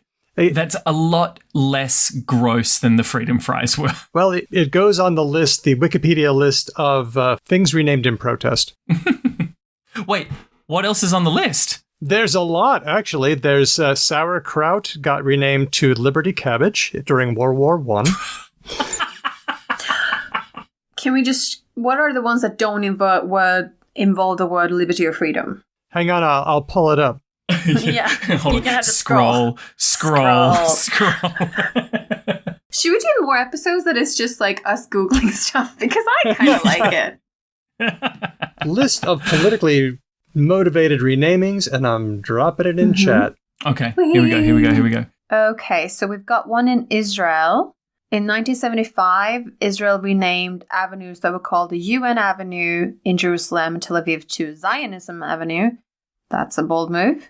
Entire cities, like the Ontario city of Berlin, was renamed Kitchener. So, renaming cities. Oh, and the reason in South Australia why polony, that processed pink meat, is called Devon instead of Fritz was because that was a politically motivated renaming. It's called Fritz in other places. It's called Devon in South Australia. There you go. That's another one on the list. Interesting. So, Ini, Timu, Disinformation Space, and Canadiano are words of the week. Funsies. Should we go on to a comment? Okay. This comment is from Machu, who emailed us hello@becauselanguage.com. You might remember that in our recent episode with Dr. Carmen Fott, we talked about Trump's executive order making English the official language of the USA, and we noticed that national unity was supposedly a selling point, which is absurd. I mean, a country can be ununified even when everyone is speaking the same language. U.S. Civil War, for instance, convincing evidence. And Carmen mentioned the Troubles in Ireland as an example of people speaking the same language and not being unified. And I thought that was an okay example. Wouldn't you have thought? Ooh, hang on. I sense. Though, that when the Troubles were happening, there were more Irish speakers than there are. There are still a fair amount of Irish speakers. So, there are a lot of Irish to be clear, speakers. speaking the Celtic language Irish as opposed to the Germanic language English. I would imagine Northern Ireland has much lower levels of Irish speakers than elsewhere in Ireland. I think the West is the stronghold, yeah. Matthew has added some context. Matthew says, while it is true that in the later Troubles, which were mostly concentrated in the northeast of Ireland, combatants on both sides spoke English, this was a direct result of the British colonization against which the Republicans were rebelling. The earlier Troubles of the 1910s and 1920s, now referred to by different names but contemporarily called the Troubles too, featured far greater numbers of Irish speakers, and the language movement was a large part of the background of the conflict. I live in one of the surviving Irish-speaking districts on the West Coast, and my own granduncle took part in the War of Independence here with an Irish-speaking flying column of the IRA. Wow. Cool. Conrath na Gaelia, the Gaelic Language League, was a key organization in the revolutionary period, and indeed at least 4 of the 7 signatories of the Proclamation of Independence were senior figures in the organization.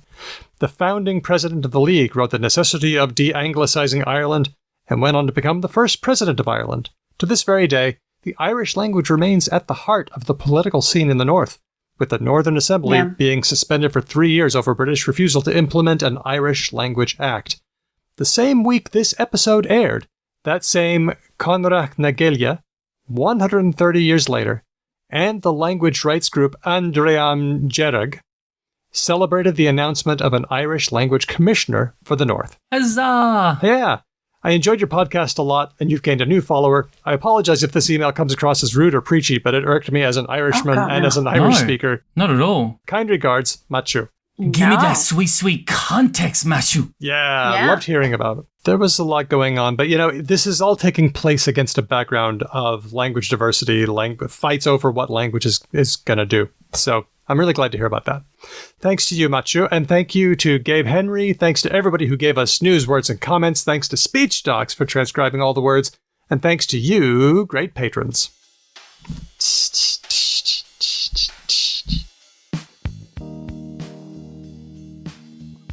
Hedvig's turn. I'm next. Okay. I don't care what you do during our show. You can do workouts, you can bike, you can take care of your children, you can ignore your grandparents, talk to your grandparents. I use podcasts as people who listen to this show to calm my anxiety and all kinds of things I do every day. But if you do like the show, no, that doesn't make any sense. I don't care what you do. If you do like it, that doesn't make any sense. I should not go down that path. I don't know why I did. Whatever. I appreciate what you're doing here. No. Don't. Scrap. Oh, now I know. Famously, I don't care if you like the show or not. A listen is a listen. If you hate this show and you just listen all the way through to just like fuel some kind of rage energy within you, that's actually chill with me. If you think you know someone else who is the same way, they can listen to it too. If you like the show, quit. If you subscribe to the show because you listen to it and that fulfills something inside of you, regardless if it's like or not, then you can, if you want us to be able to make more of this rage content for you, here are a few ways you can support us. Ben hates this. But I gotta do something different. You can't do the same thing every time. On the side of my face. Downloads are downloads. Anyway, we've got to do something different. I can't say the same thing every time. It's no fun. Oh, man. No, it's just, I wasn't hating it. I was just really enjoying watching you Tim fight Curry for your watching life.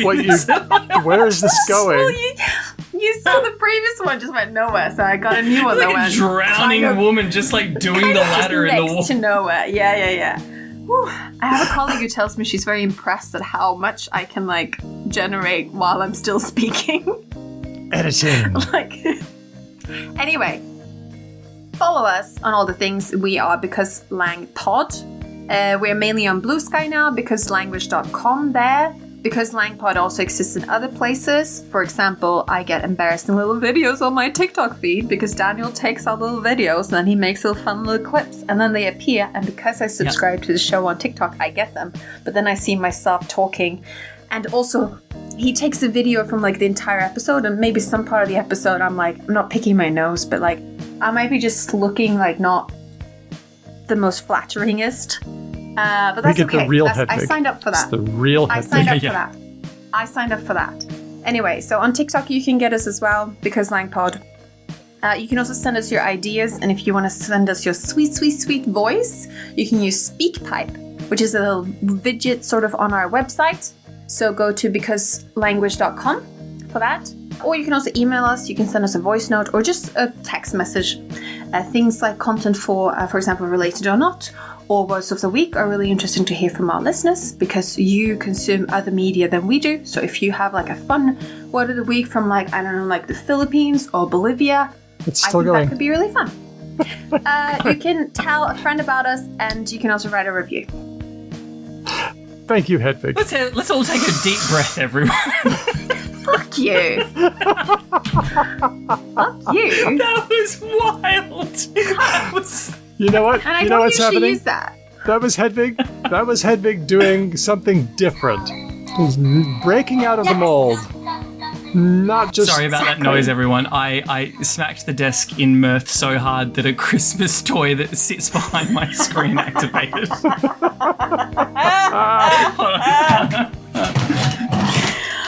Let's do my bit.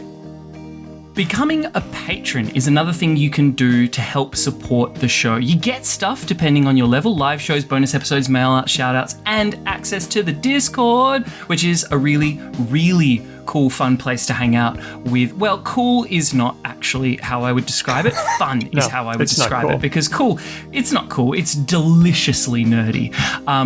It is made up entirely of patrons who are A grade, triple A, A1, all of the different good people. A names you can come up with for why they are great human beings. We are going to shout out some of our patrons right now. But to do that, I need to hand the microphone over to Daniel because he is a strange man who arranges words in strange ways. This time, we're ordering the names of our supporters by elements. That's right. If your name contains any atomic symbol, your score goes up by that element's atomic number. Daniel, are you like Yes. secretly listening? Are you? Because I was talking about the periodic table yesterday. Wow. Okay. And I read your brain, and then I decided to do this. Folks, if God forbid you're still listening to this part of the show and it is included in this part of the episode, can we just say that this is the most conclusive proof you need for how your phone isn't listening to you? Because Hedvig has done this 3 times in this show towards Daniel, who is not a phone and does not have microphones that he can listen with. So I don't know that. I'm not a phone. if that can happen with a human meat bag, then you best believe it can happen with your phone. Anyway, Daniel, please. Yeah. I did order that microphone stand for you and have it sent to your house. Maybe Oh? You did do that. maybe I'm bugging you. Hope I'm not bugging you. Anyway, here are the names. And I want you to notice that you could actually get a big score with a tiny name. Having a long name didn't necessarily equate to big atomic numbers. No, of course not. But the first one it's Andrew from Logophilius with a score of 574. You will notice the following elements: organoson, uranium, and francium. Next, Sonic's Nedgehog at 419, Faux Frenchie, Ariaflame, who got that because of Flarovium at 114. Linguistic Chaos, a short name, Laura, punching above her weight with gold, radium, and uranium. Meredith, Andy B with ytterbium. Whoa. Grammarian, Christopher, Kathy, boy, a lot of potassium going on here. Pharaohcat, Luis at 232. Luis had iodine, lutetium, and uranium on his side. Interesting. Amir at 225 with americium and iridium. Margaret, James, Wolfdog. Ow! No, that's not silver. That's just ow. Nasrin, Rachel, Rash, Whitney, Ignacio, Mignon, Keith, Kenny Archer. Gold. Stop me if you want. Termi, Aisha. AU is gold. AU is damn it. gold. AG is silver. silver. Thank you. Aisha, Tig, Kevin, Chris W. Tungsten does a lot. Lord Mortis, Felicity, Amy, Nigel, Nikolai, Jack at 114, Larry also at 114, Roger, Manu, Stan, Renee, Molly D, Fiona, I'm here at 88 for reference. Oh, Tim. Hedvig, you're here at 79 for reference. Chris L, Sydney, Alyssa, Steele, Diego, Lissa, Helium. Tony, Elias, Colleen, John Troy, Joanna, Aldo, now we're getting to the low ones. Sam at 16. Ben, you're here, second to last. Come on. All you had was beryllium, boron, and nitrogen. And Helen in last place at 10. Wait, who what had was my score? 16. Oh, Helen, I'm so jealous. I was so ready to be last in this list. I was like, Ben, come on, we've got it. Like, this is going to be great. Helen, I doff my hat to you, madam, for being elementarily one step lower on the ladder than me. Yep. All you had was hydrogen, helium, and a bit of nitrogen. Aww. And then our newest patrons. You want to take them, Ben?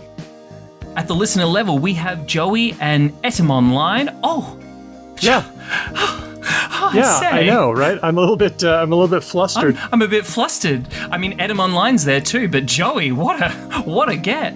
Okay. Yeah, so the funny thing is that we're patrons of Edom Online, and now Edom Online is patrons of us, so the only one making bank off of this is Patreon. So, okay. At the friend level, we have Brendan, and our latest free patrons are Andreas, Colin, Asha, Huandong Tu, Bart, and Amber. Thank you to all of our patrons. Our theme music was written and performed by Drew Koplianov, who also performs with Ryan Bino and Didion's Bible. Thanks for listening. We'll catch you next time, because language. Or language. I like what you did there with the old timey jazz late night radio. Because Thank you. language. Because language. I'm gonna stop. Like they're not. They have succeeded. Like, I think that they don't give a shit if you think anything about them, and they are dressing the way they want, and they're not trying to make everyone else dress that way. Maybe it's because I live in a city that every year has a huge goth festival, and I have a lot of goth friends. I've accidentally insulted Hedwig and missed it by like 7 years, maybe. Is that what's happened, Hedwig? No, I've never been a goth. Okay. No, okay. I just have a lot of love for them. I think that they are. I do too. Right. We'll be so what talking about this 2 hours from now. They're not failing. You know what? Let's I'm gonna wrap this up. Hey, one more thing about L though. Yeah. A fun practical thing. Did you know that like when you say an L, you're letting air pass on the side of your tongue? Oh, yeah. It's a lateral. And different people have it more on left or right. And you don't learn it from your parents because you can't see into your parents' mouth. It's true. Yeah. So it's just a figured out thing. Oh. You produce the sound to sound like other people, but you don't actually know how they produce it. So why don't we all take a moment, make an L, and then freeze your tongue position, and then breathe in quickly. Ooh. And then tell me. I think I'm a lefty, as in the air is moving more on my left side. I dress to the left. Yes. Which I guess means my tongue is sitting to the right, though. So. Oh, I dress to the right. Yes. I think I'm a righty. Can I really quickly, and this is going to sound so gross on microphones, but can I share my version of that? Uh-huh. Okay. Many languages call this a different thing, but blowing a raspberry or making like a fart sound with your tongue in your lips, right? Mm-hmm. That. Now, some people, but you've got to do it with your tongue between your lips, not just the lips, but like the tongue between your. So stick out my tongue. Yeah, exactly. Yeah, like that, right? Now, some people do it and their bottom lip vibrates. I am a bottom lipper. Some people do it and their top lip vibrates. Bottom. But, and this is very fun, if you do it right, you can do it with both lips. Yeah. I'm so glad we did this. You're welcome. I have just sprayed my beautiful large curved screen. This is really, really bad. Just a fair warning to everyone when you practice that, do it alone. One time I was interviewed at a radio station that I listened to a lot, and I had been listening to their voices a lot. And when I was interviewed, I ended up like emulating how everyone else talked. Yeah. And I had friends who happened to hear it and later said that they didn't recognize my voice, but at the end it said like, oh, and this was Hedwig. And they were like, what? Were you copying their rhythm and their cadence and their tone? Yeah. Yeah, it's funny how that happens. You hang out with certain people and you develop it's like you all get on the same voice, like average. And also I was thinking to myself that like, this is how you speak on radio. Like. Yeah. There's a radio voice that we all have in our head, like an NPR voice. Yes. Kind of low and slow. I was doing mine of that. Yeah, and right. I think if you want to do that, you should do that. If you want to do some other thing, you can do whatever you want. Oh, I won't put on any fake voice. Oh, come on. Let's do it. Why not? I'll just introduce myself as Ira Glass and welcome to the Nightline. Why do people